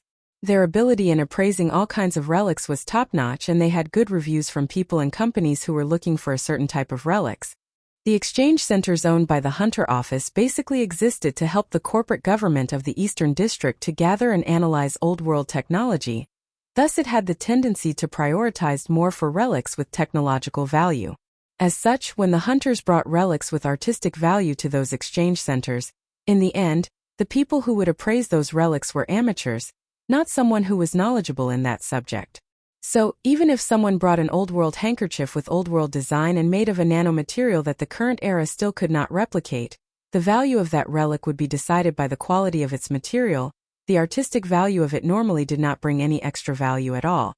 While on the other hand, the Kyorijin appraisers simply decided the price of a relic based on whether there was any demand for such a relic either from individuals or from organizations. Even if it was a relic that looked like junk, if a collector was willing to buy it at a high price, Kyorijin would buy that relic depending on how much that collector was willing to buy it.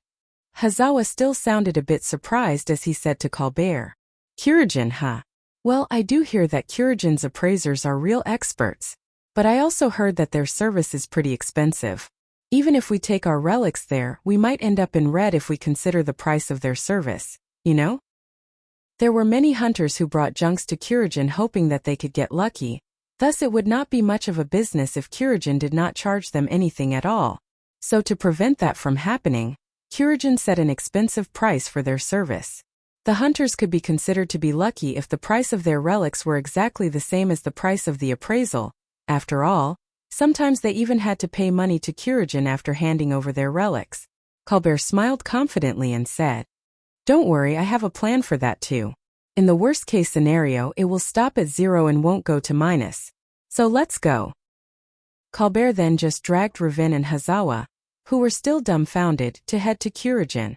The closer an area to the defensive wall of Kagomayama City, the safer it would be, and of course the more expensive the plot would be. In the lower district there was a Kyorijin branch that was directly connected with the wall. It showed just how powerful the Kyorijin company was. When Colbert and his friends arrived, they immediately started the administration works to sell their relics. Colbert only submitted a portion of the relics that he had brought, while Hazawa and Ravin submitted all the relics that they had. Colbert then said to the Kyorijin's clerk, "I'm here to appraise these relics in place of Viola. Do it as fast as you can, we're already planning to sell them here, and please pay us with cash. And also my relics and their relics separately, okay?" "Certainly. We'll take about 3 hours to appraise these relics. We'll contact you when we're done. This will be your receipt. Please make sure not to lose it. If you do, it might cause some trouble for the following administration work, and you might not be able to receive either the relics or the money from selling the relics." That clerk then handed Colbert a receipt. It was a card with a high-level security technology that made it impossible to replicate or modify that card either physically or with hacking. Ravin then questioned Colbert. "Who is this Viola? You said to appraise the relics in place of Viola." "Just an acquaintance. She's a Kyorijin employee. I heard that she gets free appraisal quotas each month and she still has some free quota for this month. That's also why I told them to pay with cash. Since if they transfer the money, it'll be transferred to Viola's bank account." "Well, I have nothing to complain about since we can get away for free here." The clerk also did not say anything in particular. In reality, it might violate some rules, which in that case, they must have prior arrangements about doing something like that. Moreover, Ravin had to pay for his debt, so if there was a way to pay it, he had no plans to complain about it. Colbert and his friends then exited Kyorijin and picked another place to hang out while waiting for the appraisal to finish. Asterisk, dash asterisk, asterisk. After Cheryl finished her business and Colbert and his friends exited the room, Cheryl returned back to her private room with Akira. When they arrived there, Cheryl started changing her dress. She only wore that dress to serve the customers, and she wore a different dress when she was not serving customers. She was being careful as to not get too used to that dress and get it dirty. Cheryl had decided to keep that dress dearly, so that she would not forget that it was a very expensive dress. Cheryl slowly took off her dress piece by piece. There was no need to rush herself, so she was taking care not to damage the dress. In the middle of that, she stopped and glanced at Akira. Since there was no special partition in Cheryl's private room where she could change her dress privately, she was basically in open view when she was changing her dress. But Akira was sitting on the sofa in that room, while being focused on his terminal. She then called Akira. Akira. Yes. Akira's gaze shifted from his terminal to Cheryl. He looked straight at Cheryl, who was in the middle of changing her dress. Her half-naked figure was very seductive. Cheryl checked Akira's reaction. From what she could see, Akira's face was simply saying that he was just reacting to her since she called his name. Cheryl sighed deep inside her heart. Thank you very much for helping us, although it's taking some of your time. So then, Akira, how much longer can you keep helping us like this? I'm planning to stay inside the city until I can get my reward from that request in Mihazono Ruin, and use that money to take care of some stuff. So I'll be helping you until then. I myself don't know how long it would be, but I'm sure it won't be longer than a month. I see. Cheryl returned back to changing her dress, so Akira's attention also returned to his terminal. Cheryl finished undressing and kept her expensive dress in her drawer, while she was only in her underwear. Lately, Cheryl was wearing the casual clothes that Akira chose for her back in Kashua's shop. They were pretty good clothes for their price, and they fit really well for Cheryl as they made her beauty more prominent. Although in reality it was Alpha who chose those clothes, Cheryl thought that Akira was the one who picked those clothes, so she was keeping them dearly. Cheryl grabbed her clothes and stopped again. She then called Akira one more time. Akira. Yes. Akira's gaze once again shifted from his terminal to Cheryl. He was looking straight at Cheryl's beautiful figure as she was only in her underwear. Cheryl checked Akira's reaction again, but the result did not change from last time. It seemed that Akira did not feel anything in particular after looking at her figure. Cheryl's sigh became bigger than last time. She tried her best not to show her dissatisfaction. She said to Akira, "About the relics that we sold back there though, should I immediately transfer the money to your bank account?" "No, there's no need to do that. You can transfer the money later when you have the time." "But Akira, you need the money for stuff, right? I heard that the ammo used by the hunters are pretty expensive. Are you sure you're okay with that?" "Don't worry. I still have some reserve ammo back in my home, and as I said before, I should get the reward from the last request soon. So you can just send me the money and the data of the relics that you sold after you have sold a few more of them. Moreover, I might ask you to pay something for me, so when that happens you can just subtract it from that money." "All right." She then continued changing her clothes, and Akira returned back to his terminal. Cheryl was trying to show off her body to Akira in the middle of changing her clothes. She was hoping that Akira would show at least a small interest in her body, but unfortunately, Akira did not show anything like that at all. Cheryl had taken a bath together with Akira before, during that time too. He did not show any interest at all in her body as he casually went and enjoyed the bath. So judging from that, it was understandable that Cheryl's figure while she was changing her clothes, or when she was only in her underwear, did not affect him at all. Cheryl understood that very well, but even so, she could not help but feel disappointed. She lightly sighed and continued changing her clothes.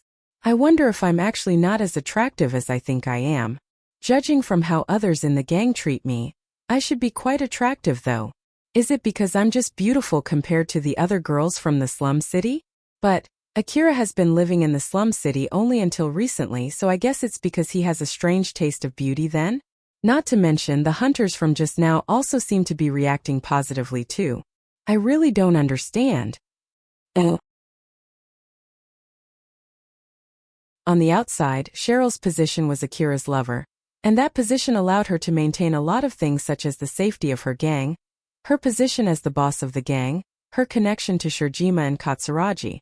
Cheryl was able to maintain all of them because of Akira's fighting prowess. If Akira was her real lover, Cheryl would feel much safer. But in reality, she was not Akira's lover. At most, she was only his friend, or even maybe just an acquaintance with a particular connection to him. It was too weak as a guarantee for Akira to keep supporting her. Cheryl already had zero confidence if she could live without Akira anymore. Since that time when Akira helped her and saved her, she was fully reliant on Akira both physically and mentally. If Akira asked for her body, Cheryl would give her body happily. She would be delighted that Akira wished for her, and she would feel relieved after giving her body to Akira. After all, as long as Akira was asking for her, he would likely keep his connection with Cheryl. But unfortunately, Akira did not show any interest in her. Cheryl had asked Akira in the past for help in exchange for her body, but at that time he only considered how far she could help him fighting monsters and buy him time. He did not see Cheryl as a member of the opposite sex at all. Akira's personality was distorted in many ways. Cheryl herself knew that well, but even so, she believed that she was able to get closer to Akira compared to the first time they met. If someone asked her if she liked Akira, her answer would be a yes. If someone asked her if she loved Akira, her answer would also be a resounding yes. But even before that, even without considering all these, Cheryl was already fully reliant on Akira. Even without taking account of her feelings or her love for him, Cheryl was already carrying a feeling that was close to blind faith toward him, and she too knew of it. But Cheryl herself could not do anything about it, and that in itself could be because she also had a distorted personality. Cheryl thought that as long as she kept getting along with Akira, Akira might one day get interested in her. But judging from his reaction until now, it did not seem Akira was interested in her at all. Well, at least he's not seeing me as a bait for the monsters anymore, right? He did buy me some clothes after all, so I'm sure that he's also planning to get along with me too. Just calm down, I just need to slowly get closer to him. Cheryl finished changing her clothes. She then sat next to Akira. Akira just glanced at Cheryl when she sat next to him. He did not show any reaction in particular and immediately returned his gaze back to his terminal. Even when Cheryl leaned towards him, Akira did not show complaint at all. He kept his attention to his terminal.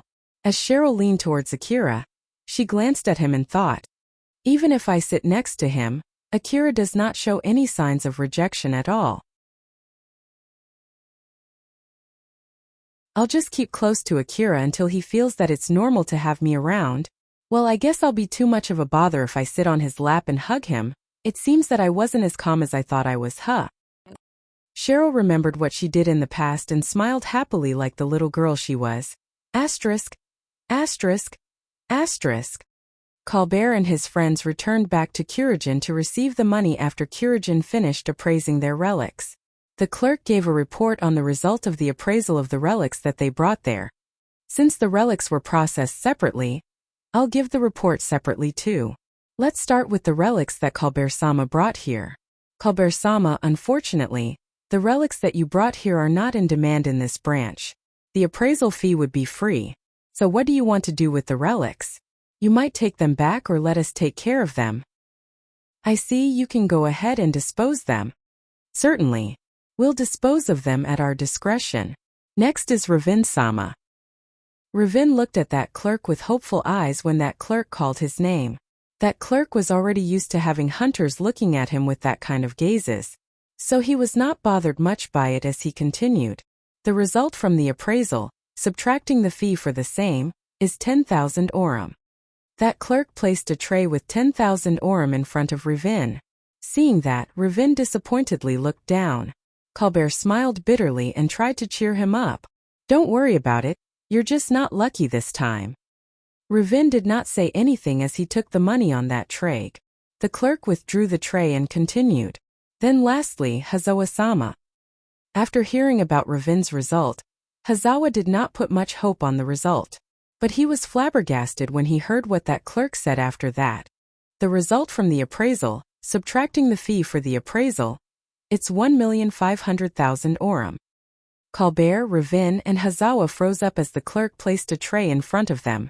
There was indeed a bundle of money on top of that tray which totaled 1,500,000 orum. The trump card set that Hazawa bought for 10,000 orum was worth 1,500,000 orum in Kurajin, and that was after subtracting the appraisal fee. Colbert enviously said to Hazawa, Whoa, you just hit a jackpot, not bad at all. Why did you pick that trump card set in the first place? Was there something in particular that made you choose that relic? Hazawa flusteredly replied. And not really though. I really chose it randomly. So basically you just got lucky, huh? Alright then. It's decided. You're treating us today. Colbert smiled at Hazawa as he tried to make Hazawa treat him. Hazawa just shook his head exasperatedly and replied happily. Alright. It's all thanks to your plan after all. That's great. Ravin, let's party today. Ravin? Ravin was still frozen up. He was so dumbfounded by what just happened. He then finally returned back to himself. The moment that happened, he immediately said to the Curagen's clerk, How in the world is that thing worth 1,500,000 orum? It was just a set of trump cards, you know? Ravin thought that if that trump card set was worth 1,500,000 orum, then the relics that he brought there should be worth more than that. He was still not fully recovered from the shock as he shouted at the clerk, demanding an explanation that could convince him. The clerk was also already used to handling customers who reacted like Ravin, so he just replied calmly, It's the result of our trusted appraiser's hard work and skill. Our appraisers dedicate all their time to make sure that they would be able to correctly identify the price of the relics that our customers bring to our shop. If Ravin-sama wants to know the details of the information about the relics that Hazawa-sama brought to our shop, you would need Hazawa-sama's permission and remit a small amount of money to pay for our appraiser's knowledge. So, do you still want to know? Ravin looked at Hazawa with a pleading gaze. Hazawa sighed and asked the clerk, I don't mind, but how much would the price be? It would be 300,000 orum in total. The information will be given directly from the person who was in charge of appraising that relic. We ask you not to record the explanation or leak it to a third party. Please keep in mind that if you try to share this information with someone else, we'll have to take appropriate measure. Hazawa then said to Ravin, I don't mind giving you the permission, but pay for the info yourself, okay? I won't be paying for your share of info too. Alright? Seeking you please pay for me this once. No, I need money for myself too. You pay for your share. That's the same to you too, Colbert. I won't be paying other than my own share. Ravin tried to negotiate with Hazawa. But the money that I have with me right now is just, right? No. Hazawa was not that soft. Colbert then smiled at Ravin and said to him, If you don't have enough money with you right now, I don't mind paying it for you. But it'll be added to your debt too. Well, at this point it doesn't change much even if you add 100,000 orum to your debt, right? So? Alright, I'll take that offer. After hesitating, Ravin finally decided to take Colbert's offer. With this, Ravin's debt got increased, although only by a little.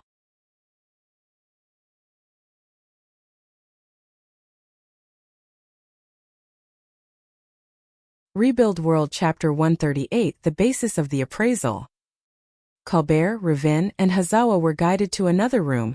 Not too long after that, a Curagen employee came in with a transparent case. The trump card set that Hazawa just sold was kept inside that case. The case itself looked so secure to the point that the trump card set seemed like an expensive article. That employee placed that case above the table and started explaining the details of the appraisal to Colbert, Ravin, and Hazawa. So then please let me explain the details of the appraisal process. We've brought the relic in question here to help with the explanation, but please bear in mind that the ownership of this relic is already on us. So please don't touch the case. The employee was sitting face to face against the other three hunters. Colbert was the one who was the most relaxed among all of them, so he replied to that employee in place of his friends. Alright, go ahead. Ravin was listening very closely so as not to miss even a word from that explanation, while Hazawa was listening out of pure interest. There were many hunters who pawned their relics in Curagen only to complain later. So the people who work for Curagen were already used to facing those kinds of hunters. Even if Ravin was staring at him or even glaring at him, that employee was able to keep his calm as he calmly explained. We have a lot of indicators that we use to decide the value of a relic. There are two big reasons why we value this trump highly. First is that the Engazon convention is close, and secondly, This trump card set is a still-sealed old-world relic. We used these two factors to decide the price of this trump card set. That employee continued his explanation. Colbert and his friends were listening closely to it without saying anything. The Engazan city in the Eastern District held a huge-scale gambling event regularly. A lot of people were swayed by the dream of winning the jackpot and decide to join that event to test their luck and skill. People who dreamt for riches, people who got their dreams granted and became rich in one night, people who failed and lost all of their possessions.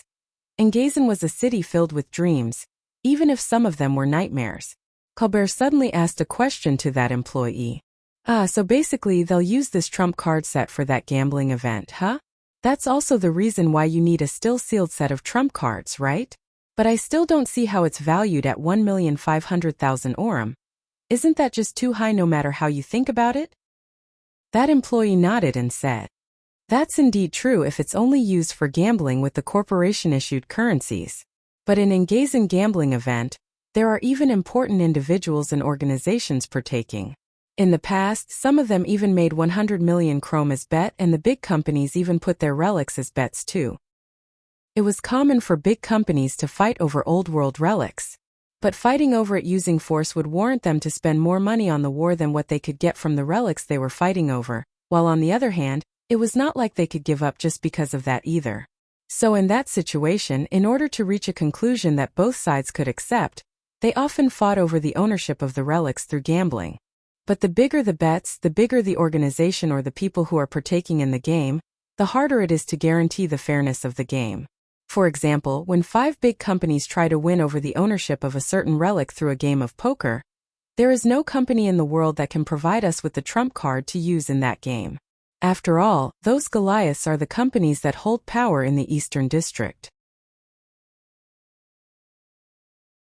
It's fully understandable that they might scrap their hard-earned trust that they've built for years just to produce a single special trump card in order to win that gamble. Of course, there's no end to it if you start questioning other companies, but as long as that possibility is not zero, it's hard for them to trust each other. That is, of course, if the trump card used in that poker game is only from the current era's companies. Hazawa nodded deeply. It seemed that he was fully convinced by that explanation. I see, so that's why they need a trump card from the old world, huh? It's true that even the 5 biggest companies in the Eastern District can't reproduce the same old world trump card. I see how it's highly valued now. But then, does that mean this trump card might be used for such gamble? If asked whether it's possible or not, the answer is yes, it might be used for such a gamble. It's really something grand if you think about it. Hazawa just asked a question that came up in his mind out of imagination, and then that employee replied back with an answer that filled Hazawa's mind with more imagination. Although Hazawa was fully convinced by that explanation, that was not the case for Ravin. Wait for a sec, if it might be used for that kind of gamble, doesn't that make 1,500,000 orum pretty low? The employee answered Ravin's question. That is indeed true if this trump card is good enough to be used for that level of a gamble. Which in that case it might even worth a few billion orum or maybe a few chrome. Then dash. But to ascertain it, we would need more investigations. We need to make sure if it's really an old world relic, if it's really still sealed. We need to check if there's any problem with the article by comparing it in case someone excavated the same article in the past. Only after that long time-consuming and money-consuming process, and after it has been confirmed that it's good enough to be used for gamble between big companies and big people, only then it'll be used for such a level of gambling. You asked us to do the investigation as fast as possible. As such, we can't do a full investigation. We've appraised the article in a short time per your request, and from that short investigation, we find that it might have the quality to be used in Engazan gambling events. The 1,500,000 orum is basically the price of that possibility. Ravin nodded deeply. I see. That employee then moved on to end his explanation. Are there any other questions? If not, I will end the explanation here. After we close this session, we will not accept any more questions regarding this subject. In case if you want to inquire again later, you'll need approval from Viola-sama as well as pay the information fee. So, if there's no more question, is it okay to end the session here? Colbert, Ravin and Hazawa looked at each other to confirm what the others were thinking.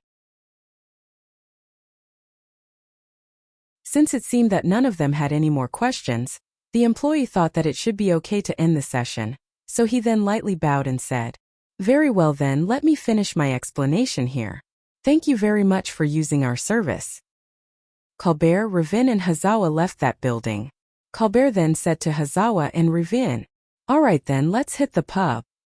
Ravin was fidgeting there. He then said, "Sorry, but I have something to do. See you around." Ravin only said that and quickly left Hazawa and Colbert. Colbert saw Ravin take off and mumbled, "That guy. I bet he's going to the slum again to look for expensive relics." Hazawa sighed exasperatedly. He could understand Ravin's feeling as he spoke. "I bet you're right. But it's not like you can easily find that kind of relic again. And even if he does, he doesn't have the money to buy it nor to get it appraised in Kyorijin. I wonder what he's planning to do about that." "No idea. You'll need extra money to be a member of Kyorijin too. And you'll only get the free monthly quota after bringing enough relics to Kyorijin. I'm sure that he'll call us when he realizes that. Well, let's just leave him be and go for a drink." It was not like they had the duty to tell Ravin the problems that he might have to face later, so instead, they chose to enjoy the sudden influx of cash that they got that day and headed to the entertainment district. Ravin left on his own volition, and so Hazawa did not give Ravin a treat. Over the last few days, in order to help Cheryl's gang, Akira always went to visit her base during the day. Akira basically had two roles there. First of all was a bodyguard for Cheryl when she was selling relics, and secondly to help the gang to open stands somewhere inside the gang's territory. The people who bought Cheryl's relics were those who had enough economical power to do so, and of course a fighting power suitable for their economical power. Basically, they were hunters like Ravin and his friends. If they tried to use force to break into Cheryl's base, it would be hard for the gang to fight them back. They were basically people who regularly fought monsters out in the wasteland. Although the gang had more people and Cheryl could arm her gang with rifles, there was a limit on how far they could fight back. These hunters might look down on the gang, thinking that the gang posed no threat at all against them, and use their position to threaten back. And of course, if it really ended up in a fight, Cheryl's gang would have zero chance to win it. Because of that, when Cheryl was dealing with potential buyers, she asked Akira to hide behind one of the sheets in that room just in case anything bad happened. Akira was just another small kid like Cheryl, but he was using an augmented suit and carrying heavy weapons that normal people would not be able to carry without an enhanced strength, so people would not just mindlessly pick a fight against him. There were indeed some difficult customers, but when Akira came out, they would obediently withdraw. The reason why Akira was not showing himself was simply because Cheryl told him to do that. It was to make an impression that even if it seemed that Cheryl was all alone there, a heavily armed hunter might be hiding somewhere. It was to make that kind of illusion just in case if Akira was not really present. It was an important precaution since it was not like Akira could be there all the time. The small stands opened by her gang were basically serving as a filter to get suitable customers for the main shop in Cheryl's base as well as a source of spare money. They were looking for customers who seemed to carry enough money and would not cause harm to Cheryl before telling them about the main shop. There were also multiple stands, so Akira could not guard all of them all the time. Because of that, when trouble came up, they would contact Cheryl and she would go there with Akira. Each stand was manned by at least 2 people, and one of them would be armed as a guard for the stand. Most who lived inside the gang's territory knew that Akira was supporting Cheryl's gang, but not many of them knew Akira's face. The armed kid was basically standing guard there in place of Akira, which for that one stand that Colbert and his friends visited, that would be Tayal. The people who came to the stands were not only people from the slum, there were hunters too. And among them there were bad hunters. When Cheryl's men could not handle them, they had no other choice but to ask for Akira's help. Cheryl was also not always dealing with customers, and it was not like there were always problems happening in one of the stands. She herself sometimes had her own job to do in her private room, so it was not like she was always with Akira either. Akira basically had nothing to do when Cheryl was doing something in her private room. Cheryl was working on her desk. She had a lot of jobs to do, distributing jobs for the gang's members, compiling all the relics for her shop, and many other jobs too. Akira was sitting on the sofa while working on his information terminal. He was just silently operating his terminal without saying anything, or at least that was how it looked from Cheryl's point of view. He sometimes made a confused face as he was focused only on his information terminal. Cheryl glanced at Akira and threw a question. Akira, what are you doing there? It seems that you're so focused on it. It's just game. Is that so? Is that game really that fun? It is.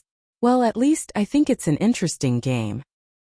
Cheryl thought that there was something strange about how Akira worded it out. She then made some guesses from what she could see. There were many games that could be played on an information terminal. The theme was also various. Some of them were games that you could not really tell a girl. Since Akira was a boy, Cheryl thought that it was understandable for him to be interested in that kind of game, and she could not help but get suspicious of him. She wondered if it was the right choice to ask Akira. If it was really that kind of game, it might help her understand Akira's preference. It might give her a good reference to get him interested in her. So she decided to casually ask Akira, "What kind of game is that?" "HM?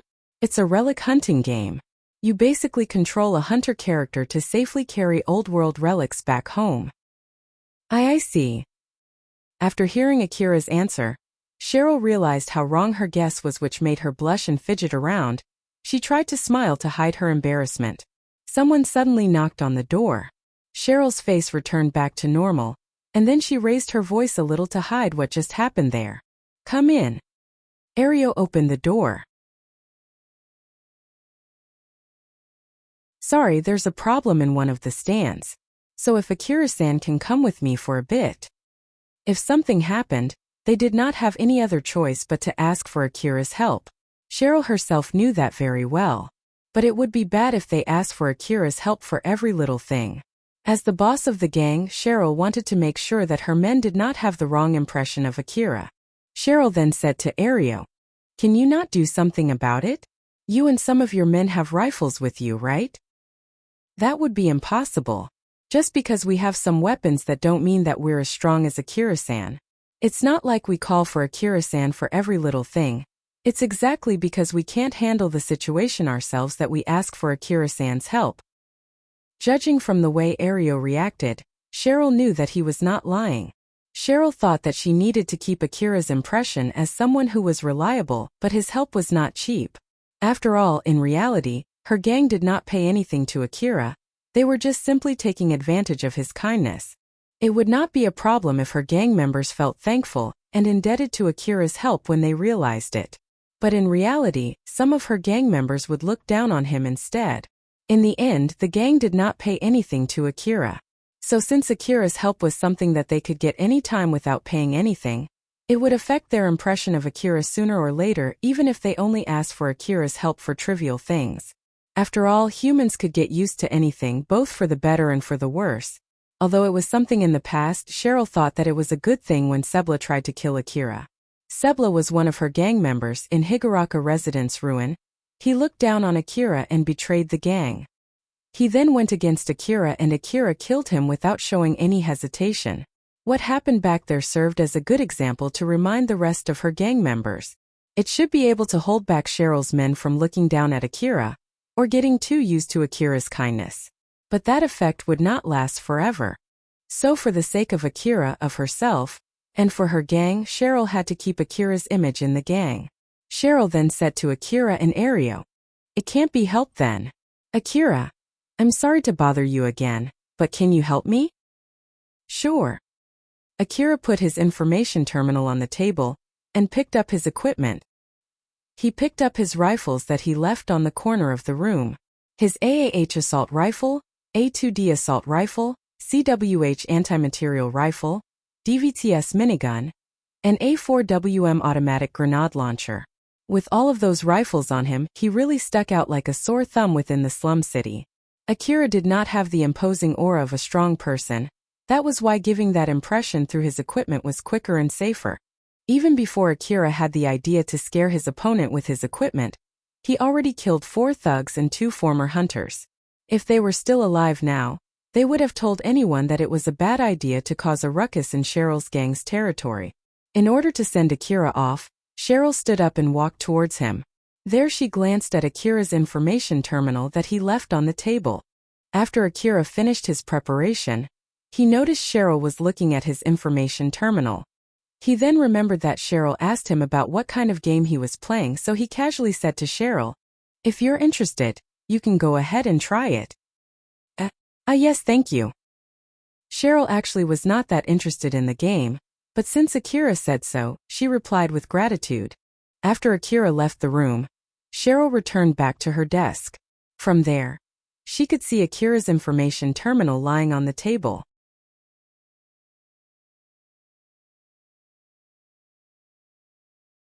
Oh my, but its difficulty level is already lowered compared to the original, you know? If I convert your skill, your ability to shoot, and your equipment to numbers, that's basically the status that you'll get. Not to mention you have all the time to think about your next move and your movements will not be affected by your mental condition. From that point of view, the character in the game is relatively better than the real you. Well, that's true, but still. Akira understood Alpha's reasoning, but it did not erase his displeasure. Alpha smiled at Akira and tried to cheer him up. You're the one who said that you want to know your skill from another point of view, remember? So, just accept the result and focus more on getting better. Although it's a simplified game of real ruin exploration, it's still good training for you to see the overall situation when you're in a ruin. So just focus on working hard. I know. It's just that it's not that fun when I keep getting myself killed without making any progress. Akira then sighed. The game that he was playing had a character based on him and a stage that was made based on a real ruin. Although it had other modifications too, it was still pretty much close to a real situation. It looked like just a game from the outside, but it actually was an advanced simulation.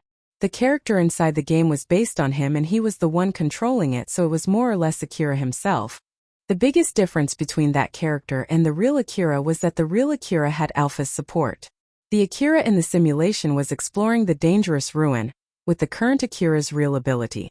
The simulator was showing how the real Akira would perform, including the price that he must pay when he made a mistake or one wrong step, which was basically death, just like many other hunters who met their ends inside the dangerous old world ruin. Akira was still not able to finish even a stage of that game. Alpha already explained to him that she reduced the difficulty of that game so that he should be able to clear it. So basically, the real Akira was pulling the Akira in the game down. Akira sounded a bit dejected as he said, "As I thought, I'm still really weak. Even back then in the Saranthal building, Shirori and Carol got suspicious of me just from seeing my movements when I lost your support. So I guess it must have been obvious." But then Alpha tried to cheer him up. "Of course you can't become strong after just one night. Don't worry. You're at least stronger compared to the past you. It's just that there's always a bigger fish, so likewise there's always more dangerous ruins out there. But don't worry, one day you'll be able to grow strong enough. After all, I'm the one training you." Alpha was smiling confidently as she said that. Akira saw that smile and lightly smiled back, erasing the dark feeling welling inside him. "You're right. I'll be counting on you. Just leave it to me." Alpha smiled satisfied, seeing that Akira completely cheered up.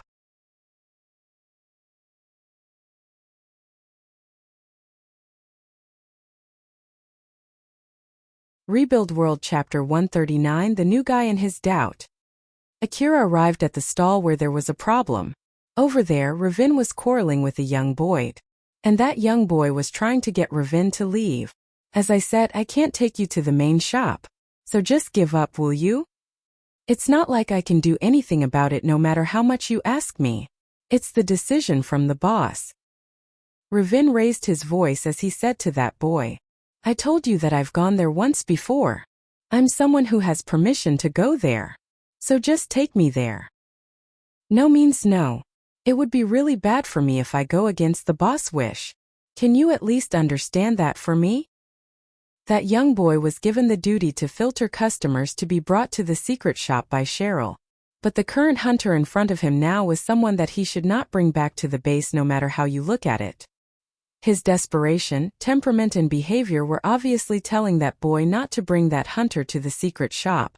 Not to mention, he did not even try to buy the relics in the stand nor to pay the entrance fee. So he did not seem to have much money either. If that boy brought Ravin to the base and then if Ravin caused some trouble back in the base, he would be held responsible for that. In the worst case scenario, he might get kicked out of the gang. So when that boy thought of that possibility, he knew that he could not bring Ravin back to the base no matter what.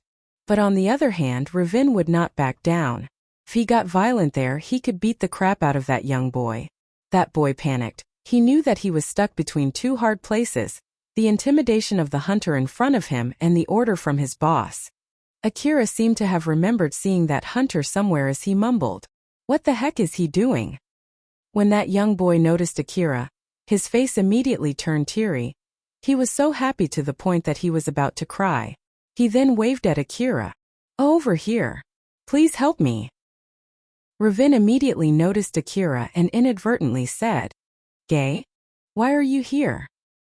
Ravin remembered Akira very well. He met Akira back in Yanazuka Station ruin, and Akira was the exact reason why he was in the current situation. Akira was also the one that Katsuragi would ask for to collect his debt when the time came. Ravin's face puckered as Akira walked toward him. Is he here to collect the debt? No, that can't be, right? I'm sure he's not here to collect the debt. Akira then asked Ravin, I was told that there was a problem here, so here I am. What's going on? At least Ravin knew for sure now that Akira was not here to collect the debt. He was so relieved as he replied, it's nothing. Really? If it's really nothing, can you just leave then? Even if Akira said that, it was not like Ravin could just give up and leave. After all, if he got lucky, this might be his chance to pay all of his debts in one go. What's your connection with these guys, by the way? The young boy immediately answered. Isn't it obvious already? He's one of us. No, that's not exactly true though. But Akira immediately denied what that boy said. Ravin saw how that young boy and Ario were so surprised by what Akira just said. So then he tried to put more pressure on Akira. If you're not one of them, then this is none of your business, don't butt in. Or are you here trying to be a good Samaritan helping them? I'm not one of them, but I have a relationship with their boss. So basically I'm here because their boss asked me to. Ravin had a bad feeling when he heard Akira's reply. He sounded scared as he asked Akira another question. Don't tell me that their boss is Katsuragi. Nope, it's Cheryl. Phew, don't scare me like that.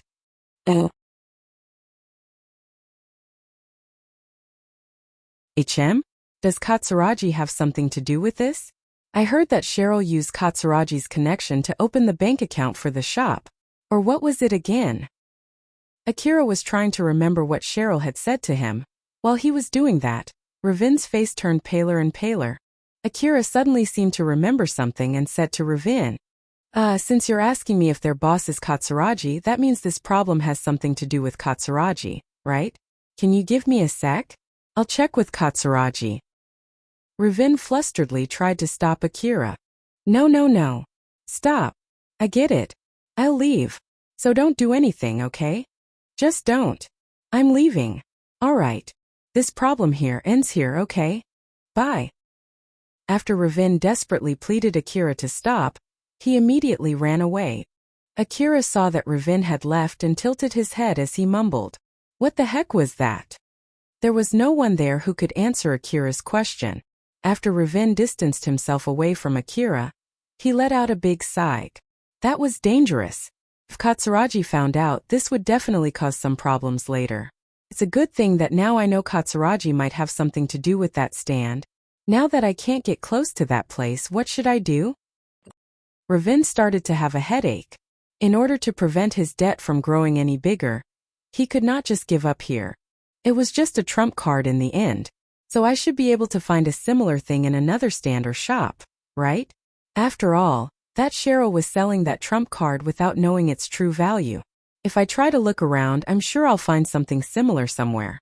And if that story is true, then it doesn't have to be a trump. Anything that can be used for gambling should work fine, right? I feel like I should be able to find something good enough somewhere. Ravin picked himself up and planned to use the new information that he got from Kurajin to pay for his debt. All right then. He decided to look around the shops and stands in the slum for another hidden gem. Not too long after that, a rumor was circulating about a certain man who was visiting stands and shops in the slum city, asking for peculiar things like a trump card set. It was a common happening when a rumor of an unexpectedly expensive relic was found, as just like usual, there were people who got lured by that rumor. Cheryl was playing the game on Akira's information terminal, inside her private room. At the moment, she failed all of her trials. When she started to think that it was not because she was not good enough but more because the game was too difficult, Ario returned. Cheryl stopped playing the game and let them in. Ario and Tyal came in. Ario then gave Cheryl his report. The problem in the stand ended without any trouble. The guy who caused the problem seems to know Akira-san. Although, I don't really understand the detail.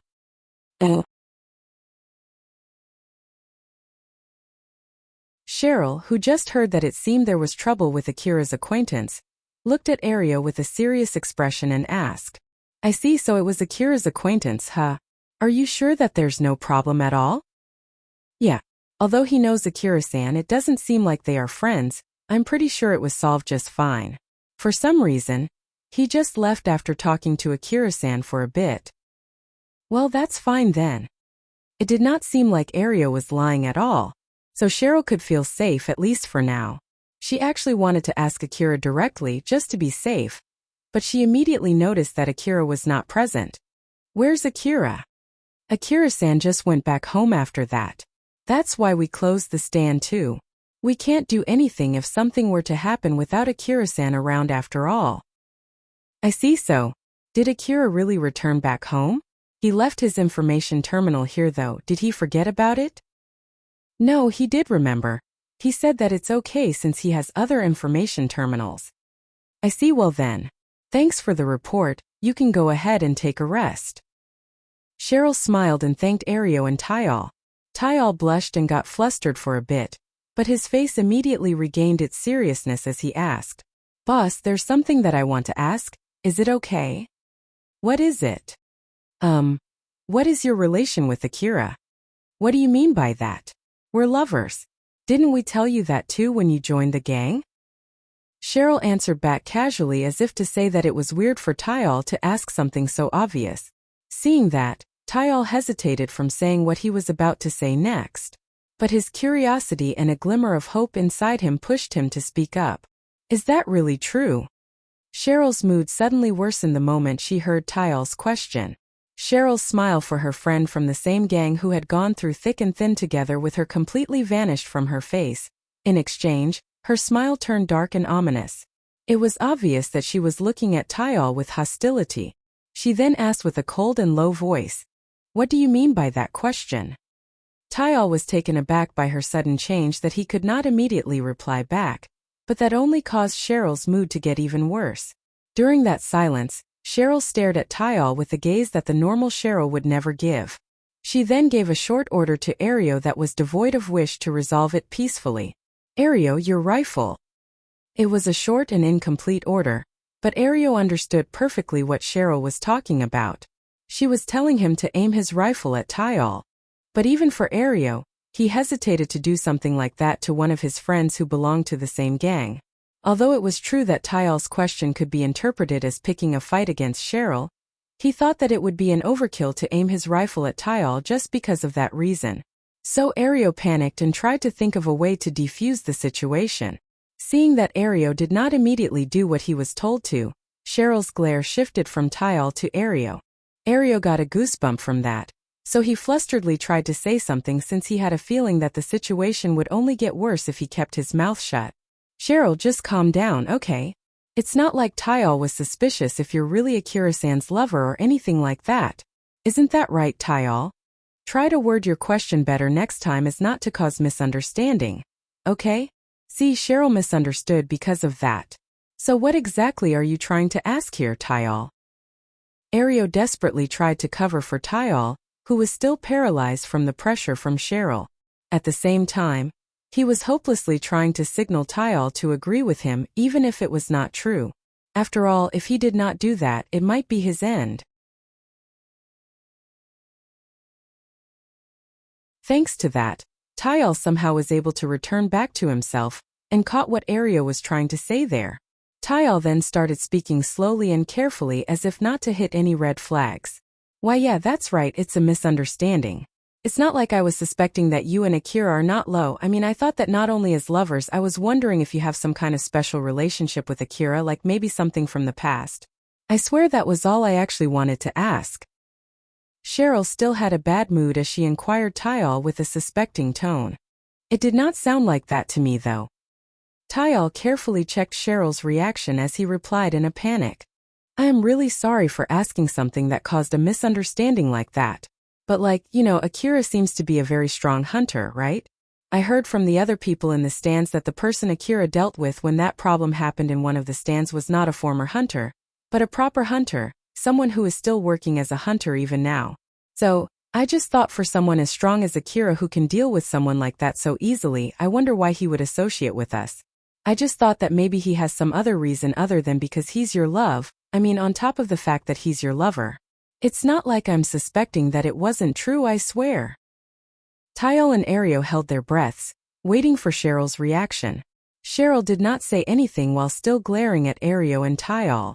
After a few seconds, Cheryl seemed to have regained some of her calm as she said, I see, it's fine then if that's the case. Ario, you should teach Tyal stuff since it seems that he's new here and doesn't know much yet. Okay. If that's all, you can leave now. Ario and Tyal flusteredly exited the room. After Cheryl heard a clicking sound from closing the door, she then let out a big sigh. Cheryl looked rather dejected as if she was lamenting her mistake and mumbled, To think that I would lose my cool from something like that. I wonder what's wrong with me. I could have just smiled and cut it short. What I've done now might cause them to get even more suspicious. Just calm down, it's alright, I'm doing well. I can do this. Cheryl repeatedly took a deep breath while reflecting on her reaction. She felt that she did not give the best reaction there and resolved herself to do better next time. She then thought about what could have caused her to react that extremely. She reminded herself to stay calm as she kept thinking about it. She removed any reason that she made simply out of anger at Tyal as she was evaluating her guesses. After she arrived at a conclusion, she then said as if to tell herself, I thought I had resolved myself, but it seems that it wasn't enough, huh? I guess it's a good thing that I was able to confirm it. Cheryl put a stop to her thought there and nodded deeply. Although there were many rooms in Cheryl's base, she was the only one with a private room. Those with high positions in the gang like the officers were sharing a room with the other officers that they were close with. The ones with the highest position in that gang after Cheryl was Ario and Alicia. Both of them were officers and a couple. Because of that, they were sharing the same room, albeit it was a small room. While the other gang members were living in the shared spaces inside the gang like in a big hall or in the hallways. It could be inferred how high their position in the gang was from where they slept when it got dark outside. From that point of view, Ario and Alicia's position in the gang was pretty high. As Cheryl's gang continued to grow, there were more people than expected who wanted to join the gang. Or at least it was more than Cheryl had anticipated. While on the other hand, it also served as proof that her gang was doing well as an organization inside the slum. It also showed how much influence her gang had in the slum. Thanks to that, the children in the slum started to gather around Cheryl's base. They got extra protection just from joining, since those who wished to attack would think twice before crossing Cheryl's gang. The slum children even had to pay if they wanted to stay in certain places where people were more likely to misidentify them as Cheryl's gang members. Tyal was a new member of the gang. He used his hard-earned money to buy his way into the gang. The only reason why he got special treatment compared to the other new members was simply because he brought in extra money and equipment for the gang. Ario, Alicia and Tyal were inside Ario and Alicia's room. Ario brought Tyal there.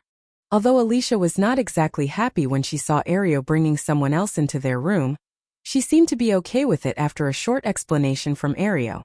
Alicia said to Ario with a rather serious expression, Alright, I'll check on Cheryl later. But still. Alicia looked at Tyal. Her gaze was saying that she was blaming him as she said in a slightly annoyed tone. Did you really think that it would not anger Cheryl when you asked that question? Good grief, give me a break. Tyal looked really uncomfortable as he apologized. I'm sorry, I didn't think she would get that angry. Ario then tried to calm Alicia down. Let's just end that here, alright? We are getting a lot of new members too, so it's completely understandable. Then what are you planning to do if she did not let that slide just because he's a new member? Back then, not only Tyal but you almost get roped in too, right? So do you really think that I'll accept that excuse? Look, like I said, we need to be extra careful from here on to make sure that it would not happen again. Tyal is not the only new member of the gang.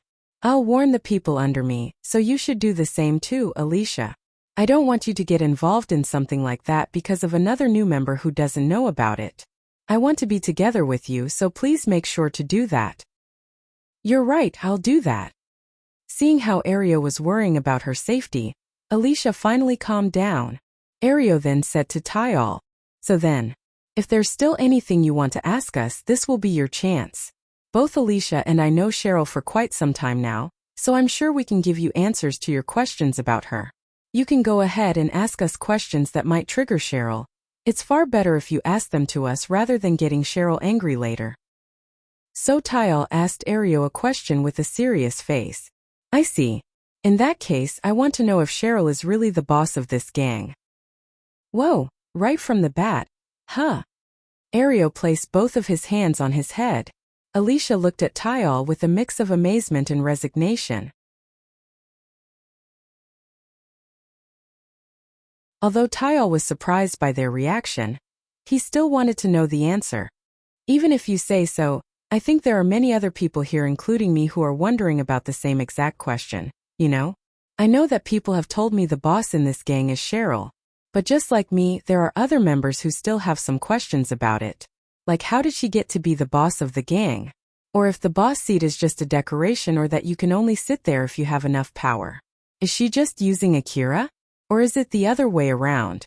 Like maybe Akira is the real boss of the gang and Cheryl is just his proxy in public? Is it that Akira is simply in love with Cheryl, and he's actually an outsider who has nothing to do with this gang? And then there's also that Katsuragi guy. Is he actually giving us money and controlling us from the shadow or something?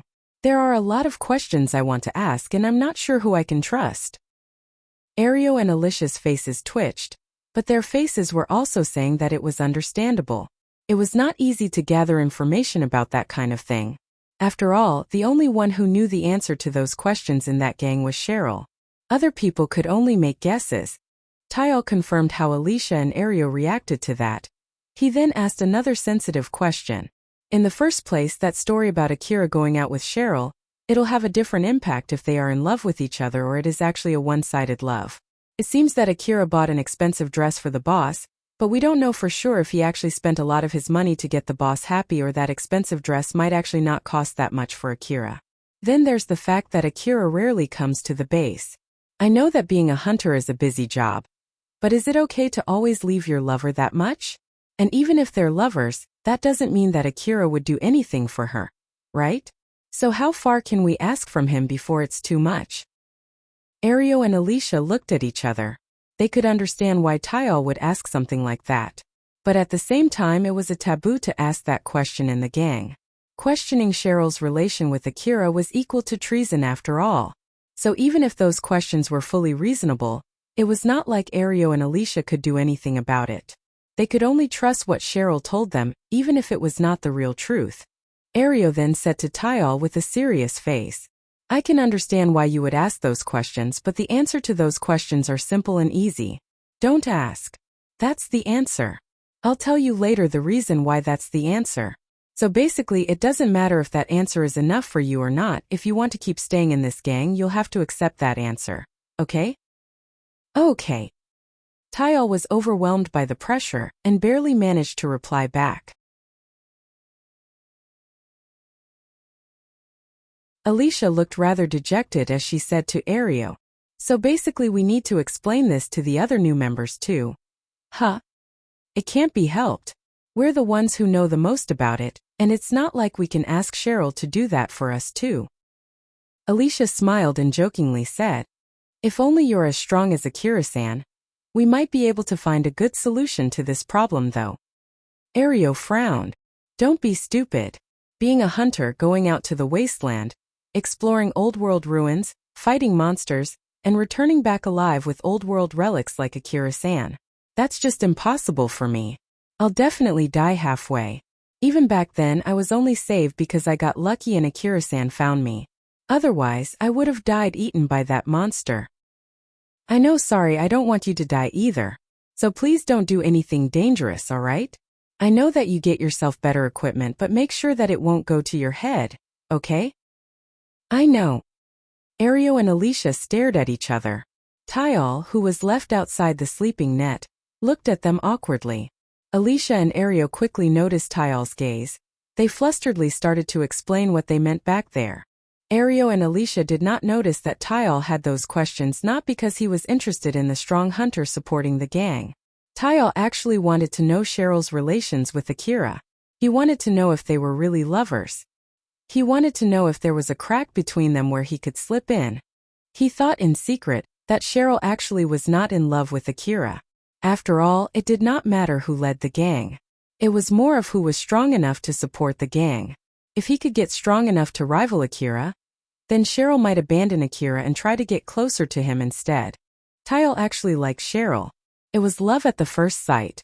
When Cheryl appeared in a dress that was specially made for her and smiled lovingly, it took his heart away. He wished that the relation between Akira and Cheryl was nothing more than a relation out of profit. He was hoping to have a chance to be Cheryl's lover. Although it was not too long ago, another member by the name of Sebla also had the same thought, and he had to pay for that with his life. Tyal might end up meeting the same end. Or at least he almost met the same end just a moment ago. Although it was a whole different problem whether Tyal himself noticed that or not.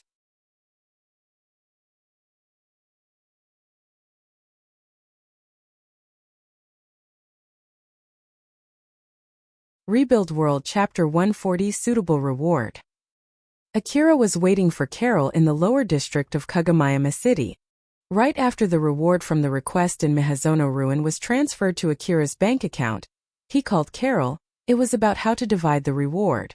The money that was transferred to Akira's bank account was the reward portion for his team. And since Carol was working in his team, Akira needed to pay her share of the reward. Money was a sensitive thing after all.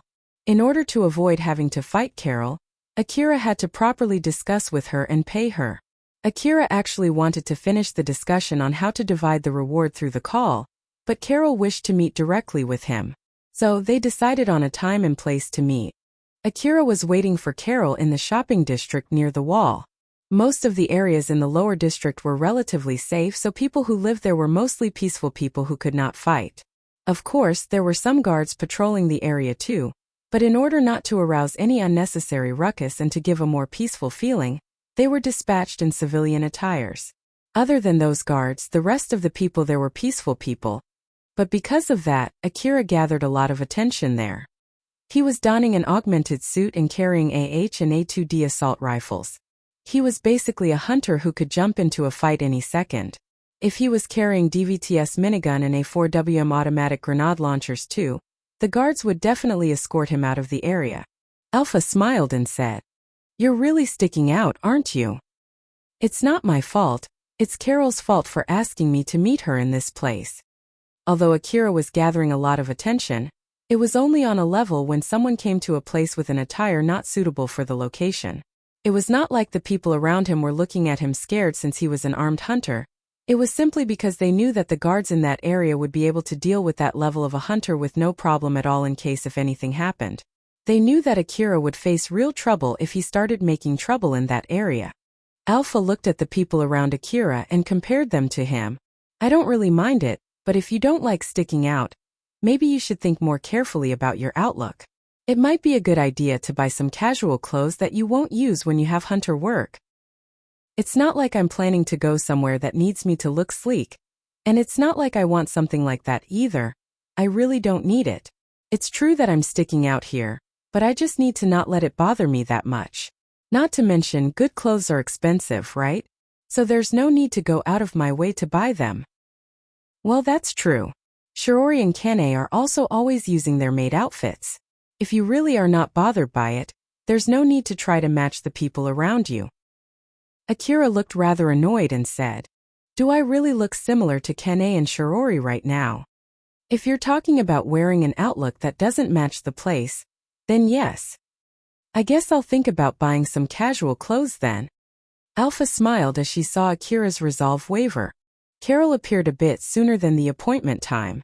When she saw Akira, she waved at him and walked toward him. Carol was wearing a high-class looking dress that gave her a graceful look. It was the exact opposite of the design of her usual augmented suit.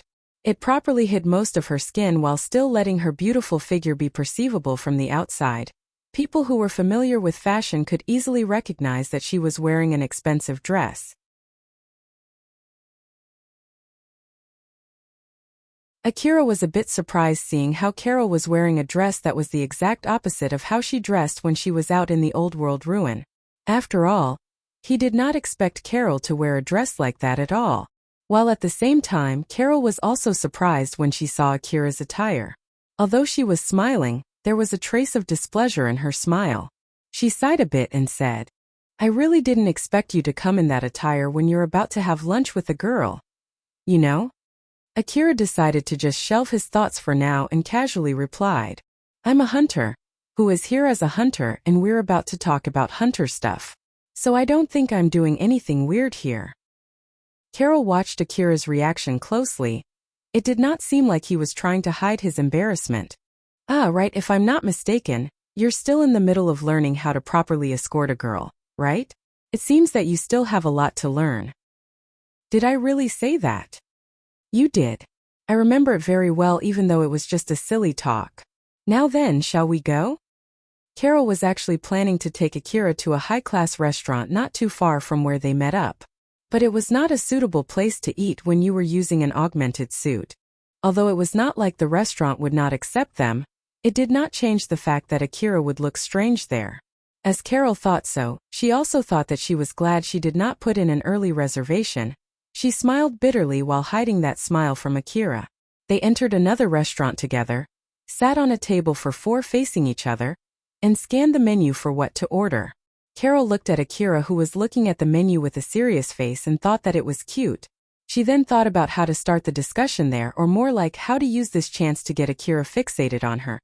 After they placed their orders, they chatted for a bit before the meals arrived. That was when Carol started talking about the reward. "Well, the foods are here, so let's start talking about the main reason why we're here." "About the reward, right?" "Yep. Let's just omit the bargaining part and go to the main problem.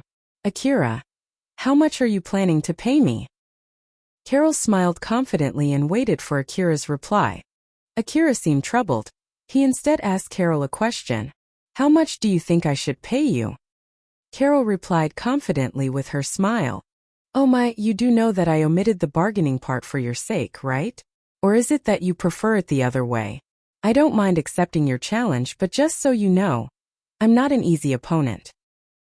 Akira hesitated as he said, That's not the problem here, to be honest. It's more like I don't know the right reward for hunters, you see.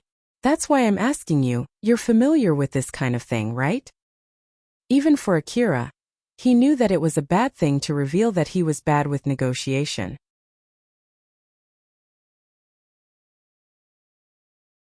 While on the other hand, Akira understood that he did not have the knowledge to even pretend that he knew. So he was sure that Carol, who was familiar with that kind of thing, would see through him in no time even if he tried. But from the other point of view, it could be said that Akira took his chance for something bigger. He knew what he did not know, so he was prepared to lose money in order to gain that knowledge. Carol looked at Akira for a while. She then thought for a bit before starting to talk while carefully observing his reaction. As someone who is more experienced in negotiation about rewards, I'll at least say this to you: your move now was a bad move. Even if you don't know the right number, as long as both of us did not agree on a certain number beforehand, you ought to firmly state the number that you have in mind. It doesn't matter even if it was a bad bluff or even if you ask for an unreasonable huge amount of money. Since you're the one with the money here, you should have used that position to come out stronger against your opponent. After all, if the negotiation breaks down, the one who will not get paid is me. And if you do that to me, I would be really troubled. So if you do that, I might decide to make a compromise to avoid any trouble later. Of course, with the less money you pay me, you will get a bigger portion of the reward." Akira listened to Carol's explanation closely. He agreed with what Carol said. You're right about that. So then, how much do you want me to pay you?" Although that reply did not make Carol's smile waver from the outside, she actually felt troubled inside. It did not seem that Akira would try to bargain at all, no matter how much Carol might ask. Even after she told him that he had the upper hand there, Akira did not seem trying to use it at all. To be honest, I'm not really interested in my portion of reward though. I was actually planning to accept a small amount of reward and get him indebted to me instead. Carol thought for a bit. She then decided to just say something to check Akira's reaction. The amount of reward that I want, huh? To be honest, I don't want to sell my skill cheaply, and I have the confidence that I can convince other people to pay me a big reward. That's why I usually start the negotiation with relatively high reward money. Hypothetically speaking, if I tell you to give me all the reward, will you do that? You did tell me that you have no knowledge about how to negotiate for your reward. So what will you do if I'm using my skill to convince you to give me all the reward? To be honest, I'm pretty sure that I can do that. Carol smiled confidently. But then Akira just casually replied, well, in that case it can't be helped. I'll just give you all the reward. Carol's smile finally wavered. It was not like Akira was willing to give all the reward because he was in a situation where he had no other choice but to do that. He was willing to do that simply because he had listened to Carol's explanation with his distorted sense of money. Akira went to Mihazono Ruin while bringing Carol with him in order to help Elena and Sarah. Right from the start, his goal was not money. Moreover, Akira was the one who hired Carol, so as the one who hired her, he unconsciously wanted to pay Carol the right amount of reward. Akira thought that Carol was a stronger hunter than him, and he roped her to a dangerous place for his own reason, so it was understandable that he had to pay a big amount of reward for her. In the slum city, a one-sided negotiation where someone pointing his rifle at other people demanding everything that person had was a normal occurrence. Akira really did not want to be the one robbed, but he also did not want to be the one who did the robbing.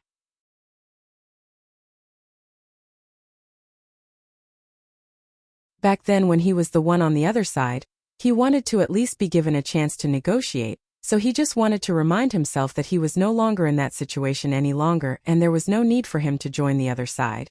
But with that being said, Akira did not know the right amount of money to pay Carol. Of course, the suitable amount of money would differ from one person to another. Hunters risked their lives when they went out to the wasteland. And of course, they did not think that their own life was equal to the life of the other. That was why when it came to negotiation about reward, it tended to end up with a fight.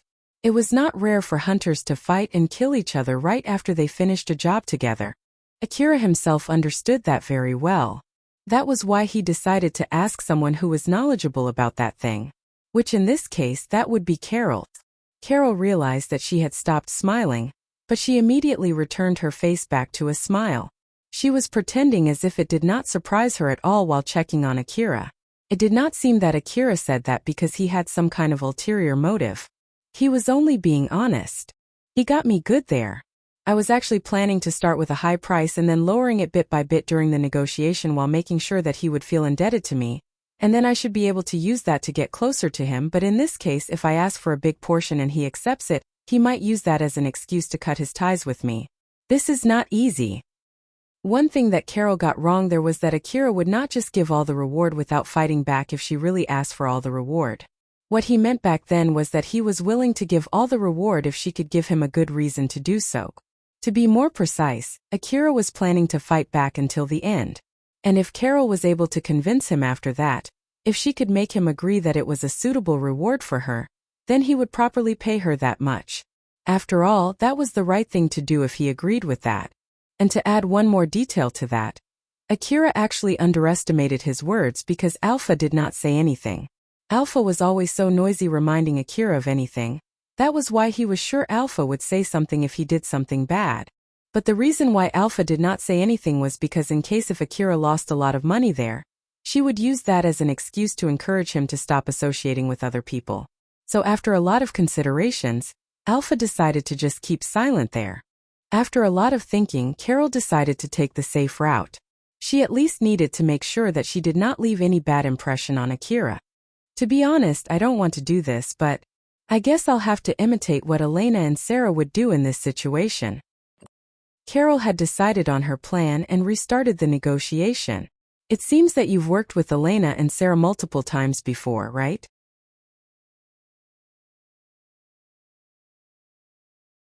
When you did that, how did you distribute the reward? Who decided on how to divide the reward and what indicator was used? HM? Elena-san would be the one deciding, and I guess we just divided the reward normally just like usual. To be honest, Carol wanted to know what was just like usual for Akira. But since he only gave her that much information, she decided to make a suggestion based on how Elena divided the reward with Akira in the last request. In that case, then let's divide the reward 50-50 and not talk about whether it's the right number considering how much we fought back in Mihazono ruin, right? After all, it's not like we have a prior agreement on how to divide the reward anyway.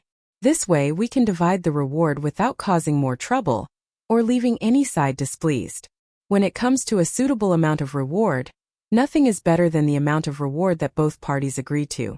And since I want to get along with you in the future, let's just divide it 50-50 between us. What do you think? Sure. Akira stopped eating, took out his information terminal, and finalized the transfer to Carol's bank account. There, I've transferred it. Can you check it? Okay. Carol also took out her information terminal and checked her bank account. Yep, I've received it. With this, the request from you is officially finished without any hitch. Thank you. Did I satisfy your expectation? I do want to hear the opinion of my employer, you know? Carol was smiling mischievously at Akira when she said that. Akira was a bit bothered by that, but he decided to reply back honestly. Yeah, you did well. I do feel glad that I brought you with me. Thank you. Akira lightly bowed. Carol then replied in a good mood. You're welcome. I'll be looking forward to working with you again. Looking at how Akira reacted, Carol thought that at least she did not fail. It might even be okay to say that she succeeded. And then when she saw him enjoying his delicious-looking meal, she was able to confirm that it was the right choice picking a restaurant as a place to discuss with Akira. If we do the negotiation in a restaurant, he would not leave until he finishes his meal. But if we've done this in a cafe, I bet he would have left the moment we finished the negotiation. Carol's guess was most probably correct. As long as she did not have anything interesting to talk about, Akira would just leave when his business with her was done. Unlike all the other customers that she had met up until now, Akira had no romantic feeling toward her at all. Akira and Carol continued talking to each other while enjoying their meal. Akira was talking without thinking much about what he was saying. In contrast to that, behind her smile, Carol kept thinking about what kind of subject she could bring up that might interest Akira. Carol talked about all kinds of things with Akira. She was paying close attention to how Akira reacted to different topics. They were mostly talking about hunter stuff while touching ordinary daily stuff from time to time. Akira was listening closely to a certain subject that he was super interested in. It was about how to sell old world relics. Oh, so sometimes you can even sell them with that price, huh? That's amazing. Yup. And with that rumor about a certain relic that you can buy with a few 100,000 orum, and can be sold for a few million orum circulating around, it seems that some hunters and merchants were looking for the shop that sold that certain relic. A toy old world relic, huh? I wonder what kind of relic is that? I wasn't able to investigate much about that rumor, but it seems that it was sold to Kurajin. Kurajin paid a lot of money to buy that relic, and that relic was previously bought for cheap from another shop.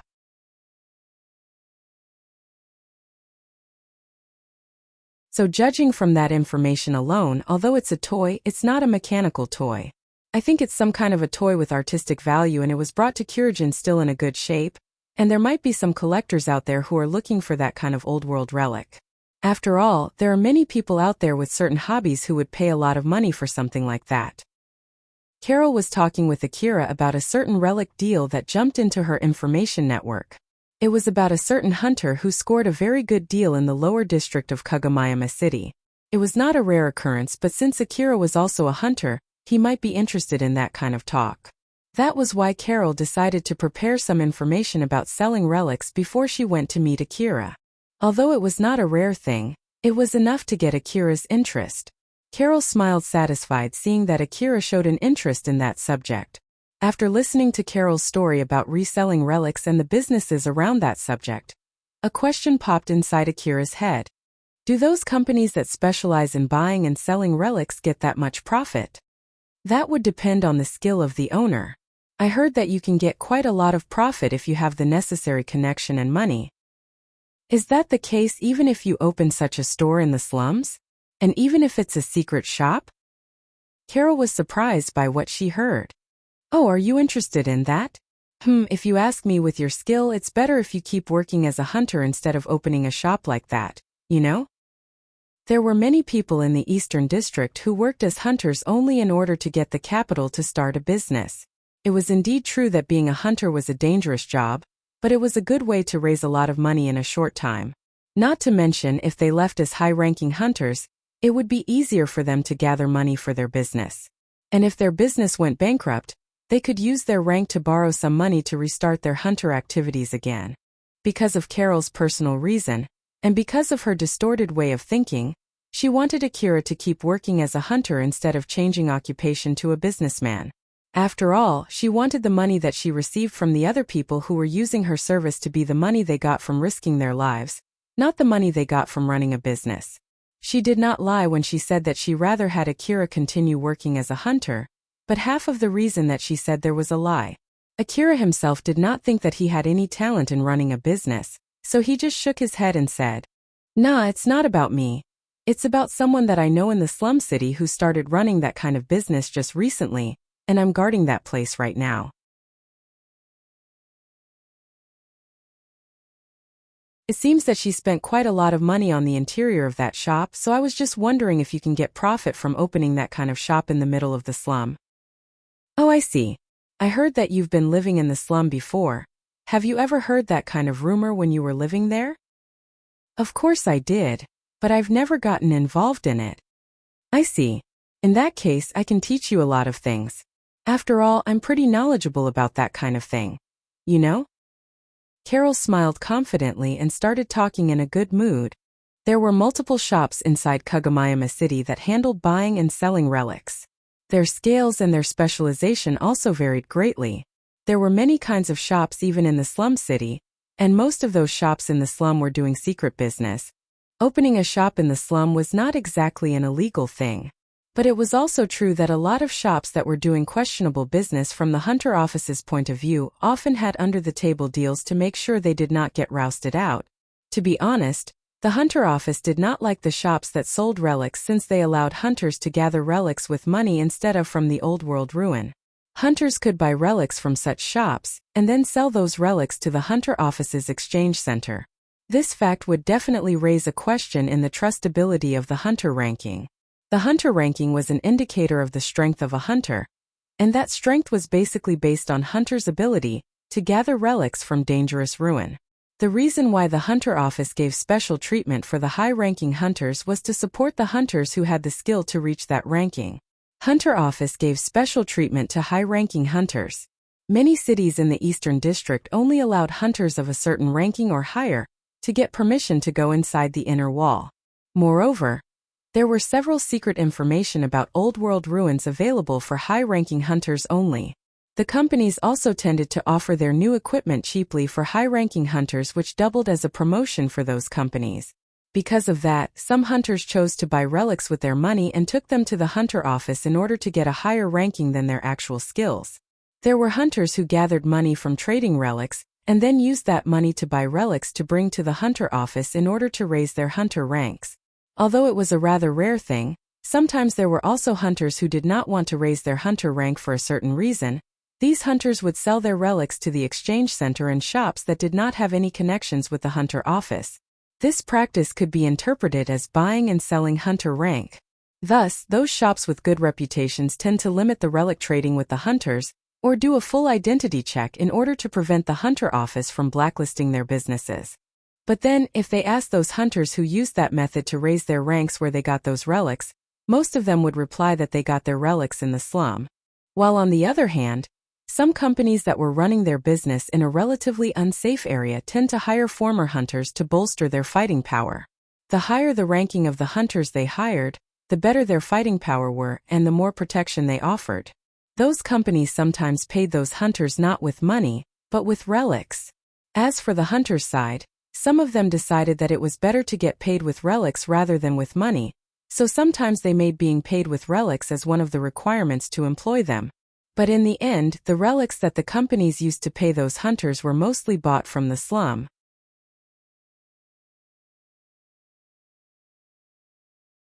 Merchants in the slum were able to gain an unthinkable amount of money considering where they were conducting their business because of those under-the-table dealings. Akira was listening closely to Carol's explanation. Carol was smiling happily seeing that Akira was interested in her explanation. At the same time, she also thought about the reason behind that interest. Akira hailed from the slum. If I have to make a guess, I bet he got lucky, found an expensive relic, and used the money that he got from there to become a hunter. And then he grew so fast as a hunter, which would explain his lack of knowledge. So basically, Akira grew as a hunter so fast that he did not have the chance to learn basic knowledge as a hunter.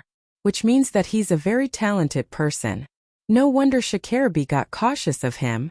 I bet the reason why he's showing so much interest in my explanation is simply because he's hungry for knowledge. I wonder if it's a backlash from living so long in the slum where he couldn't get much information. As for the reason why he shows almost no interest in the opposite sex, I guess he was so desperate just to survive that his mental development is not at that stage yet, huh? Although it was not exactly wrong, her guess was not exactly right either. From her experience seducing a lot of people, Carol was able to see through a small part of Akira's personality. Carol tried to look casual as she asked Akira a question. By the way, Akira, do you have any worry at the moment? Worry? Yeah. I'm more experienced than you in all kinds of things. So if you have any worries, I might be able to give you some advice. Carol was smiling at Akira as if she was hiding something behind her smile. By the way, I have a particular worry lately. It's about a certain hunter who prefers food over women. He hardly shows any reaction no matter what I do to seduce him. Do you have any idea what I should do? Akira understood that Carol was teasing him, so he smiled back mischievously and said, Nah, I don't have any good idea at all. I guess your only choice is to wait until he grows a little older. Either that or just give up on him and aim for someone else. That's no solution at all, you know. So then what about you, Akira? Don't worry, you can share anything. I'll at least give you some advice regardless if it's useful or not. Carol was smiling teasingly, as if she was planning to get payback at Akira when she said that. Akira thought for a bit before replying. Worry, huh? Let's see. If I have to say anything, I'll say my lack of strength and money. Huh? Wait, is that included as a worry in the first place? Oh my, I think you got quite a lot of money from the last request, and I also think that you're already pretty strong. Is it still not enough? Even if you say so, I need to buy ammo, I want to get better equipment, and I want to eat good food.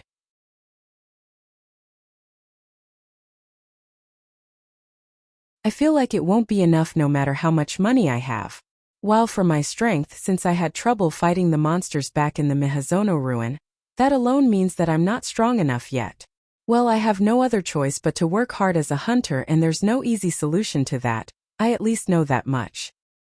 To be more precise, Akira was relying too much on the easy and effective solution called Alpha's support. As long as Akira knew that, the rest was for him to work hard. Carol smiled confidently and said, In that case, I did invite you to work together with me back then in the Mihazono ruin, right? If you work with me, I'm sure you can get a better look at my fighting skill and negotiation skill, so, what do you think? If you work with me, I think I can teach you many things, you know? I think it's faster than gathering the experience by yourself, yes? Unlike last time, Akira did not reply instantly this time, but in the end, he gave the same answer as last time. I'm sorry, but I'll have to refuse. Carol was a bit surprised by that.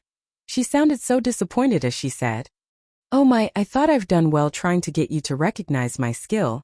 But I guess it wasn't good enough. Huh? Akira hesitated as he replied, No, that's not the problem here.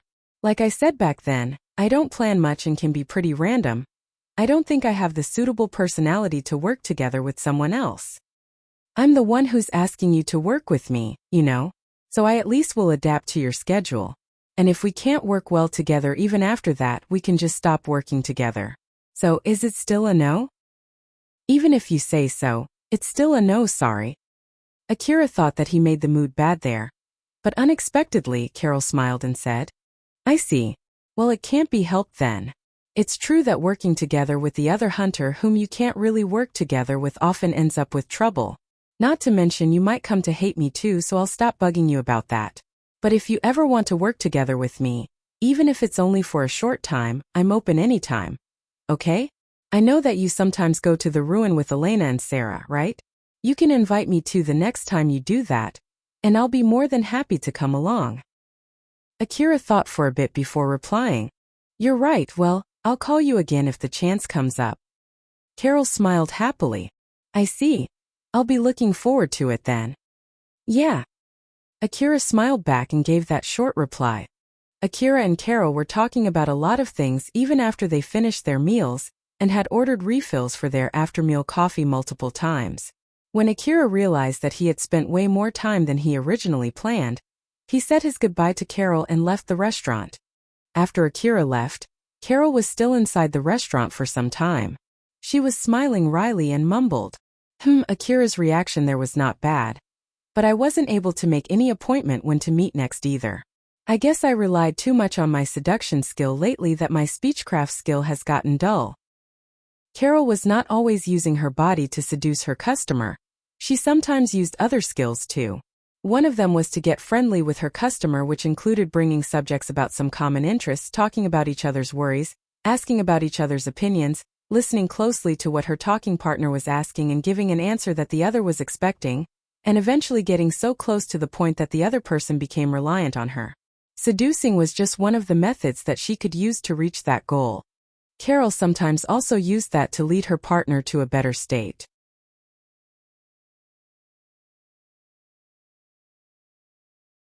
She encouraged them to be more positive about their lives, to be more confident, to cheer them up, to get them to enjoy their lives more and support them. It could be said that those were the services that they got from paying the money they earned from risking their lives to Carol. At the same time, all of those encouragements sometimes caused them to get ahead of themselves and made them challenge dangerous old-world ruins that were out of their league, but Carol was okay about that. There were many different ways for people to use their lives. So Carol had no wish to stop them from doing so. Although, she might try to stop them if she knew that it would be counter-effective. Seeing how he reacted, I don't think Akira would accept my invitation if I invite him to go to the wasteland randomly, and it's unlikely for him to invite me. What should I do? Carol was thinking about what she could do next to seduce Akira. That was when a call reached her information terminal. Carol checked the caller and accepted the call. Viola, I'm outside right now. If it's something sensitive, call me again later. Don't worry. It's just that I have a small question for you. It's nothing serious. Carol could feel that Viola was planning something bad behind her uppity voice.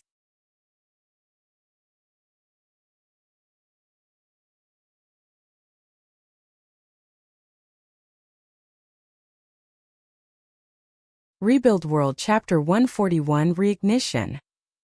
After he left Carol, Akira headed to Cheryl's base.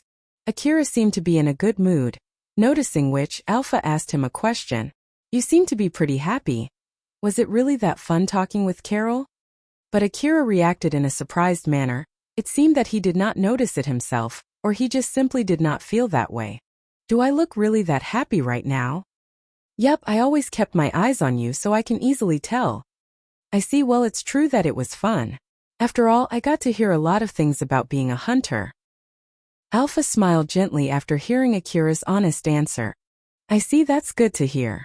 In that case, it might be a good idea for me to gather information around that subject to talk with you too. Alpha said gently. On the surface, it was as if she was saying it was for Akira's sake, but behind it, she was only doing that for the sake of keeping him away from Carol. Akira thought for a bit before replying. Well, to be honest, I learned more about common sense in the Eastern District instead of knowledge about being a hunter from you after all. I guess I want you to teach me about common sense first. After all, I don't even know where the Kagomayama city is located in the Eastern District, so, you can teach me about being a hunter later after that. Sure. Got it. Suddenly Akira extended his hand and grabbed the man next to him. That man had Akira's wallet in his hand. In one fluid move, Akira drove a kick with his enhanced strength to that man who was not using an augmented suit nor an armor. Although Akira held himself back, his kick still hurt. Enough so as to force the man to roll on the ground and writhe in pain. Akira happily picked up his wallet and then walked toward that man. That man who was still gasping in pain. noticed Akira walking toward him and desperately reached for his pistol in his pocket. He aimed it at Akira as fast as he could, but due to the pain he was too slow. With a smirk, Akira kicked the pistol away from that man's hand. The pistol flew and slid on the ground. Meanwhile, it had that man's hand bent at a weird angle. It was obvious that the bone inside it was broken. That man screamed in pain. Akira was in a good mood. Unlike back then when Alna caught him off guard and took his wallet, this time, he was able to properly protect his life-staking money. Alpha did not even need to help him at all. Akira was able to identify that man entirely with his own ability. He felt the satisfaction as if he had redeemed himself. Thanks to that, even with all the sins the man had taken against Akira, the boy was in such a good mood. It could be said that he was being considerate to that man and only rendered him incapacitated. If Akira was in his usual mood, there was no mistaking it, that man would have died by now. This was the back alley. It was not a strange thing to find one or two corpses lying here and there. His mood was the only thing that saved the man.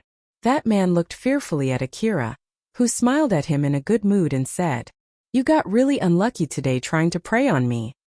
Akira still sounded like he was in a good mood when he said that, but he immediately delivered another kick after he said that. That man shrieked, slammed to the ground and rolled over. For Akira, that was the end of the incident. It was done, it was finished. He got stronger, he was no longer careless anymore. After he could confirm that, he just turned around and walked back toward the main street.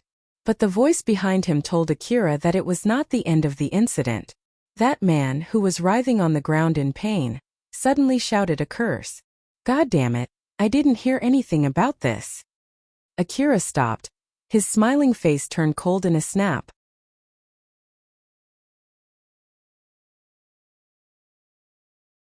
Viola had an office hidden among the countless buildings in the Kagomayama city's lower district. Colbert was there with Viola that day. She was sitting on a sofa and said to Colbert in a good mood, "Geez, you're so cold. How about you come over here?" Colbert was sitting not too far away from Viola, and was able to clearly hear her invitation. "No thanks." "Geez, you're no fun." Colbert's swift reply was more out of wariness rather than coldness toward Viola. But that did not ruin Viola's mood at all. She was still smiling like usual. Colbert looked at Viola, who seemed to be in an excellent mood, and told himself to be careful not to get involved in any troublesome stuff that she had in mind as he said to her, "So then why did you call me today? Is there anything you don't like in the report that I gave you? Just so you know, I'm not going to return the reward." "Nope, it's nothing about that at all. The report that you gave me was not bad. I just wanted to ask some stuff directly, like what's your impression of that shop?"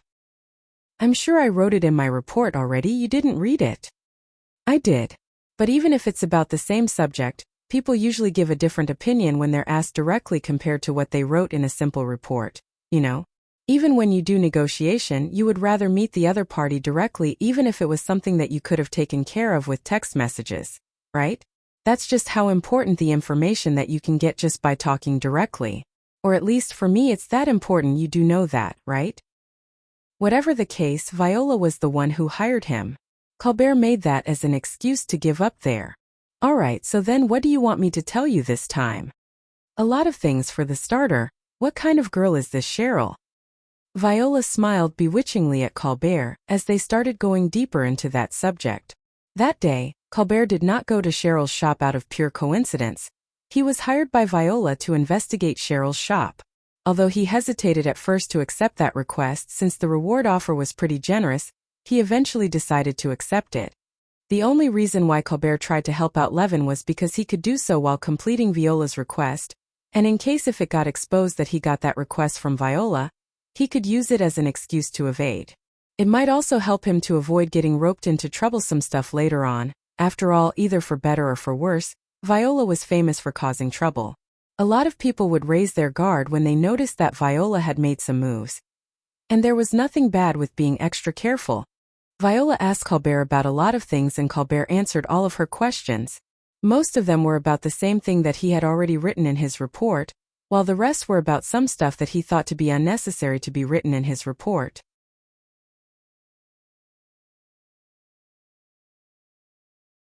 Viola was listening closely to Colbert, who had known Viola for a long time at this point. He knew for sure that she had something completely different in her mind behind her outer expression. She sometimes looked deeply interested when she actually did not care at all, sometimes she looked like she did not care at all when she was actually really interested, and sometimes it was neither. Viola only showed an expression that would help her get more information. Colbert knew that Viola had manipulated information in order to indirectly control other people multiple times in the past. So he took great care and was being very careful as he was speaking to her. But even after that, he was still doubting himself, wondering if he was already dancing to Viola's tune. That's basically the gist of it. The boss of that gang and the owner of that shop, that Cheryl girl, is basically a pretty impressive girl. After all, it seems that she has a cure on her palms too, so it's not like her beauty is everything. This is only my guess, but I think that shop is doing well. You have a pretty good review on that shop. It's just my opinion. If you're questioning it, you can meet her and decide for yourself. In the first place, why are you interested in that shop? There are a lot of other similar shops in the slum city, right? Is it because Akira is involved? Now that you mention it, did you see Akira there? I didn't get to see him when I went there. He might have been hiding somewhere. That room was surrounded with white sheets. He might have been hiding behind one of those sheets, though I can't really say for sure. I see. Well, I have a lot of interest in that shop. Let's just say that a lot of other shops are getting alerted by their new competitor. It's nothing strange at all, right? Well, if you say so. Colbert could see Viola was hiding all kinds of stuff behind that excuse which she just gave. He could not tell if that was just his imagination or not, since he might be mistaken, but he had no means to confirm it for sure. If that's all, I'll head back home now. You can call me if you need anything else. One more thing though, I just want to make sure. It's up to me what to do about the relics that I bought yesterday, right? Yup. That's one of the rewards from me. You can do anything you want with them. I'll at least tell you this out of kindness, it might be a good idea to sell it, and don't bring that to the Hunter office's exchange center. If you get comfortable doing that, you'll never be able to return back to being a normal hunter. Colbert glared at Viola. Humph. It's none of your business. But of course it's completely up to you. Viola smiled when she said that. Colbert made a rather frustrated look as he left the room. The door banged as Colbert slammed it on his way out. Viola looked at it and mumbled. Looking at how he acts, I don't think he can return back to being a normal hunter at this point. But well, that's one way to live. Viola was the one who offered to pay Colbert with relics rather than with money in order to lure him to accept that request from her, taking advantage of his wish to never return back to being a regular hunter. A call reached Viola's information terminal. She reached for her information terminal and said in a good mood, "It's me. Yep, I've spread the rumor. Nope, my job is only to spread the information around to incite the fire, and it is done when the fire has already started burning. Of course I don't mind going further, but it'll cost you more, you know? If you don't want to pay me, then just wait. I did properly spread the rumor, so it's only a matter of time. Yes, well, later then." Viola ended the call. I wonder what will happen from here on. I can't help but get excited. Viola smiled, imagining all kinds of possibilities.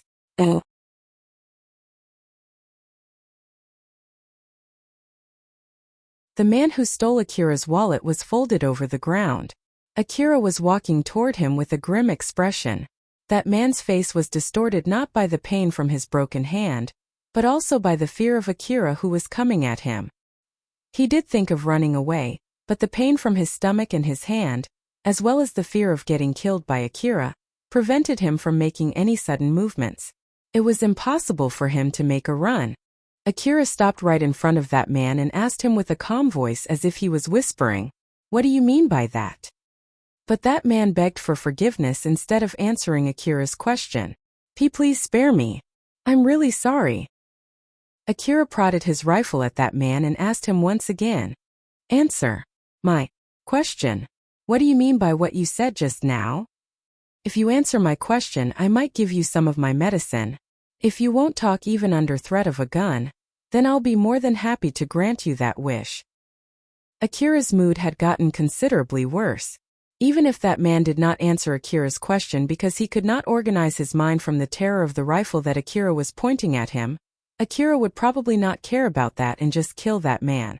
That man desperately begged Akira to not kill him. Oh, of course. I'll tell you. I'll tell you everything. So please don't shoot. Akira lowered his rifle, pulled out his medicine box, took out some pills and forced them down that man's throat. He did not care even when that man groaned. Then Akira grabbed that man's broken hand and forcefully realigned it. That man screamed in pain when Akira realigned his broken hand. His face was distorted in agony. But his surprised and pained face immediately changed.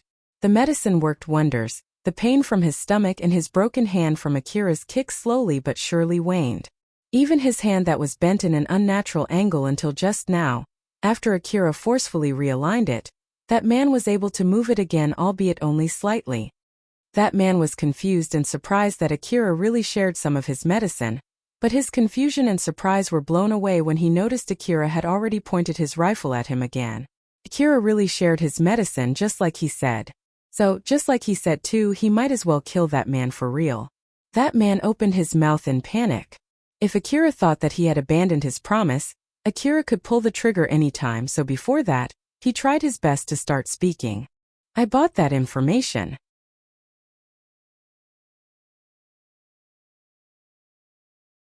They said that there's a certain careless young hunter who carries a lot of money but an easy target to pick, and that it would be fine even if I get caught since someone got caught in the past too. But when that pickpocket ran and hid behind another hunter, that boy was scared and ran away. The rumor is basically saying that you're an easy target, and that it'll be fine even if I get caught. Akira remembered that he got careless in the past, and had his wallet picked by a young girl named Alna. Unfortunately, he was not able to get his money back. After all, Katsuya protected Alna. At that time, their difference in power was just too big. Although he was against the idea, Akira ended up backing off. If Alpha had not stopped him back then, it was almost certain that a fight would have broken out and Akira would have been killed in that fight.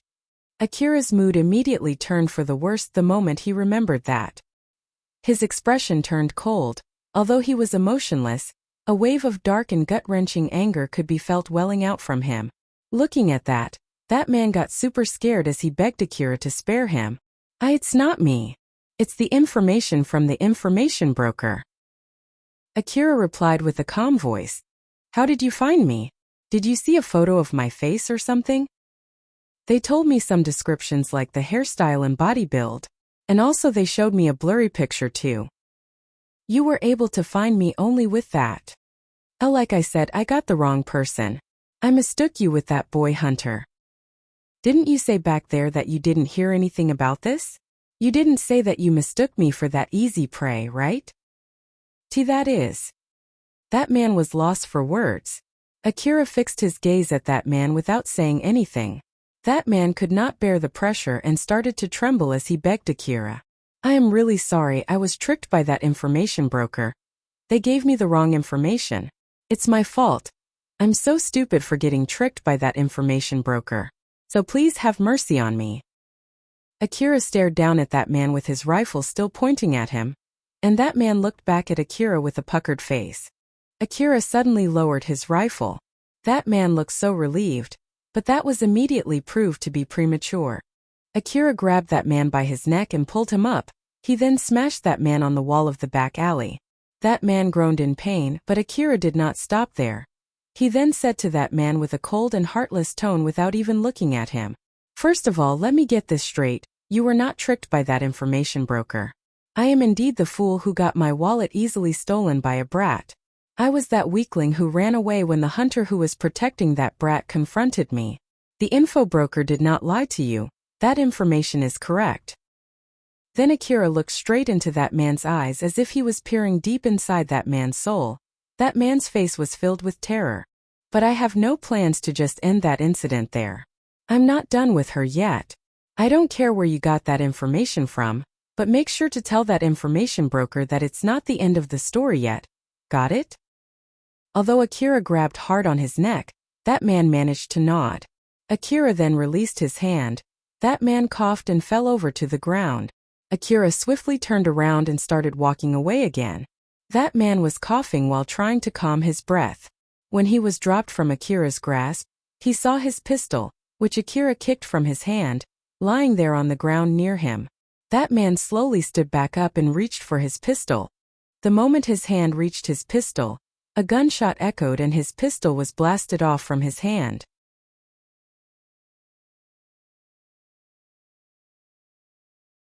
That man could not help but turn at the source of that gunshot, and saw Akira there with his assault rifle aimed at him. Akira was the one who shot his pistol. That man screamed and ran as fast as he could into the depth of the back alley. Akira silently lowered his rifle. He was now in a terrible mood. He had the same grim expression that he had when he was about to fight Katsuya. Alpha flew and stood in front of Akira. She enlarged her image in Akira's vision. "Akira, take a deep breath." Akira took a deep breath just like Alpha told him to. He did that multiple times. After a few repetitions, he slowly calmed down. Alpha smiled gently at Akira to calm him down and said, "Are you good now?" "Yeah. Sorry." "Don't mention it." Alpha smiled as if it did not bother her at all. Akira seemed slightly dispirited as he let out a big sigh. "To be honest, I thought I've already completely moved on from that. You know?" For Akira, it was something that was already over. Or at least that was what he thought. If nothing had happened, he would only have chuckled when he remembered about that. It was really something that was already over in his mind. But it seemed that someone did not want to let him end it there. So in Akira's mind, it changed from already over to a short pause, and now it was back on play again. Alpha then worriedly said to Akira, "I think it's a good idea if you just head back home without visiting Cheryl's base today. It would be bad if something were to happen when you're in such a bad mood. You won't be able to try to defuse the situation, right?" "No, I'll at least visit her briefly. After all, I did promise her that I'll come even if it'll be rather late than usual. Moreover, there's something I want to ask Cheryl." Akira's face turned tense again as he thought of what to do to solve this situation. Cheryl was working in her private room when someone suddenly knocked on the door. "Come in." Alicia opened the door and said to Cheryl, "Boss, Akira-san is here." Cheryl glanced at Alicia, who was alone. She then tilted her head and asked, "Where is he?" "He's talking with Ario right now. He'll be here in a minute. And also, there's actually something that I need to tell you." Alicia hesitated and looked rather worried. "I'm not really sure what happened, but it seemed that Akira-san is in a very bad mood right now. So be careful." Alicia asked Ario to hold Akira back for a bit, so she could warn Cheryl about Akira's mood. Cheryl noticed that as she frowned. As Alicia left the room, Akira came in. When Cheryl saw Akira's expression, she was barely able to maintain her expression from shrinking. Even Cheryl could see clearly that Akira was obviously in a terrible mood. Akira knew his expression was leaking his emotions, so he tried his best to mend that. He tried his best to act casual, but he completely failed in doing so. "This indeed looks really bad. Thank goodness Alicia warned me beforehand." "Oh."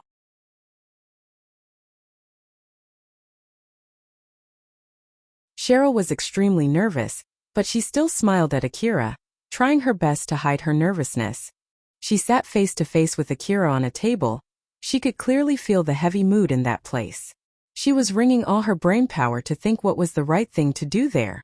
Both for the sake of her position in the gang and her own feelings, Cheryl did not want Akira to hate her.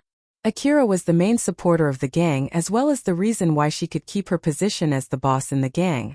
If Akira came to hate her, her position would crumble. Akira was also Cheryl's psychological anchor. He was the place where she would lean to when she was mentally or spiritually exhausted. If Akira abandoned her, there was no doubt that she would break. If it was the normal Akira, even if Cheryl made some slip-ups and said something that she should not, Akira would just let that slide. If Cheryl said something that caused a misunderstanding, she could explain everything until the misunderstanding was cleared up. If she said something that offended Akira, she could apologize for it. That way it would not deal a fatal blow on her relationship with Akira, or at least that was what she thought. But the current Akira was not how he usually was. Cheryl could not afford to behave normally. She felt that if she made a slight mistake or if she said something that caused even a slight misunderstanding, it would deliver a fatal blow to her relationship with Akira. Cheryl proceeded extra carefully as not to trigger any landmines. Should I just keep my mouth shut like this?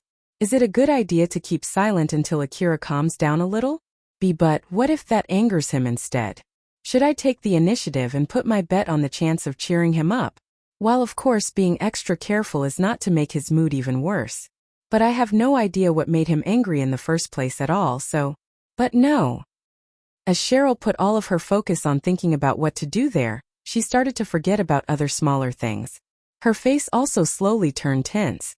Although Akira was normally a dense boy, he was able to easily notice that change in Cheryl's expression. It showed just how desperate she was. Looking at Cheryl, who was getting more and more desperate, it somehow calmed Akira a little. He then said to her, "Cheryl." "Why, yes." Cheryl flusteredly replied back. She did not expect Akira to talk to her so suddenly like that. Akira tried his best to sound like his usual self. "Well, something happened today and I'm not in a good mood right now. I know that myself, but it's not like I'm angry at you at all. And also I'm trying my best here, but I'm sure that I might vent my anger on you, so I'll apologize in advance. I'm sorry if I really end up venting at you. Please just forget about it and don't let it bother you too much." After he said that, Akira lightly lowered his head. Cheryl was a bit surprised by that, but she immediately regained her composure and smiled gently at Akira. She was somehow able to calm down and regain her clarity. She thought that it would be less likely for Akira to get angry at her if she was the one who was on the listening side, so she encouraged Akira to continue. "I understand. I won't force you, but if it helps you if you share it with someone, I can listen to you as much as you want." "Sorry, thanks for the offer, but no." Cheryl looked at Akira and tried to make some guesses. "It seems that it's something serious. I might be able to win some points if I can help him solve his problem. But looking at it, it's more likely that I'll be biting more than I can chew." Cheryl acted casually as if it did not bother her at all and said, "Please don't be. It's my fault for saying something that I should not. I know that it's not like I can help much, but if there's anything that I can do, please do tell me." Oh.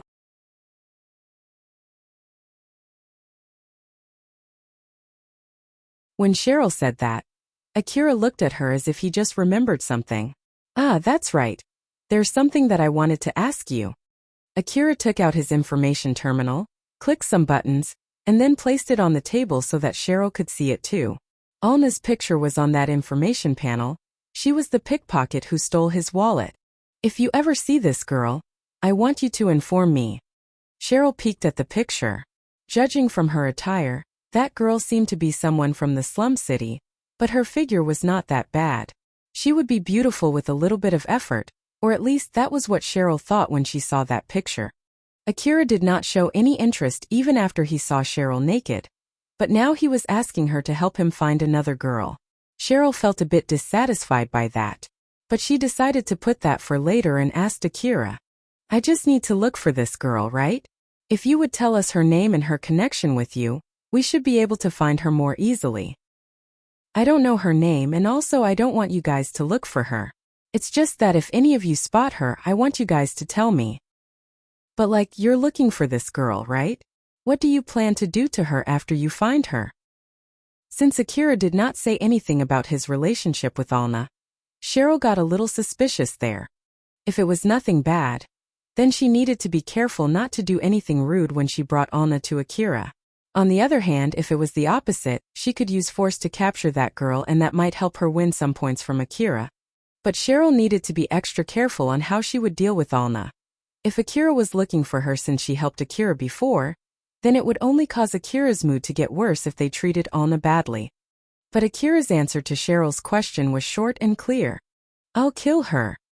Akira's voice was so cold and heartless that it even surprised Cheryl. Cheryl's smile froze in an instant. Akira sighed to calm himself. He then said, "That girl stole my wallet, you see. So since she stole the money that I gathered by risking my life, I'm planning to kill her if I find her again." I see. And also there's no need to kidnap her or use force. Although I'm not sure if they're just her friends or if they were just backing her up. She basically has some hunters protecting her. And those hunters are more or less as strong as me, or might be even stronger than me. I chased her when I noticed that she stole my wallet, but in the end I couldn't get my money back because of those hunters. They're stronger than you. Yeah, so there's no need to use force. Akira casually admitted that those hunters were stronger than him, and on top of it, Cheryl noticed that he had no plans to sacrifice the gang just to look for that girl.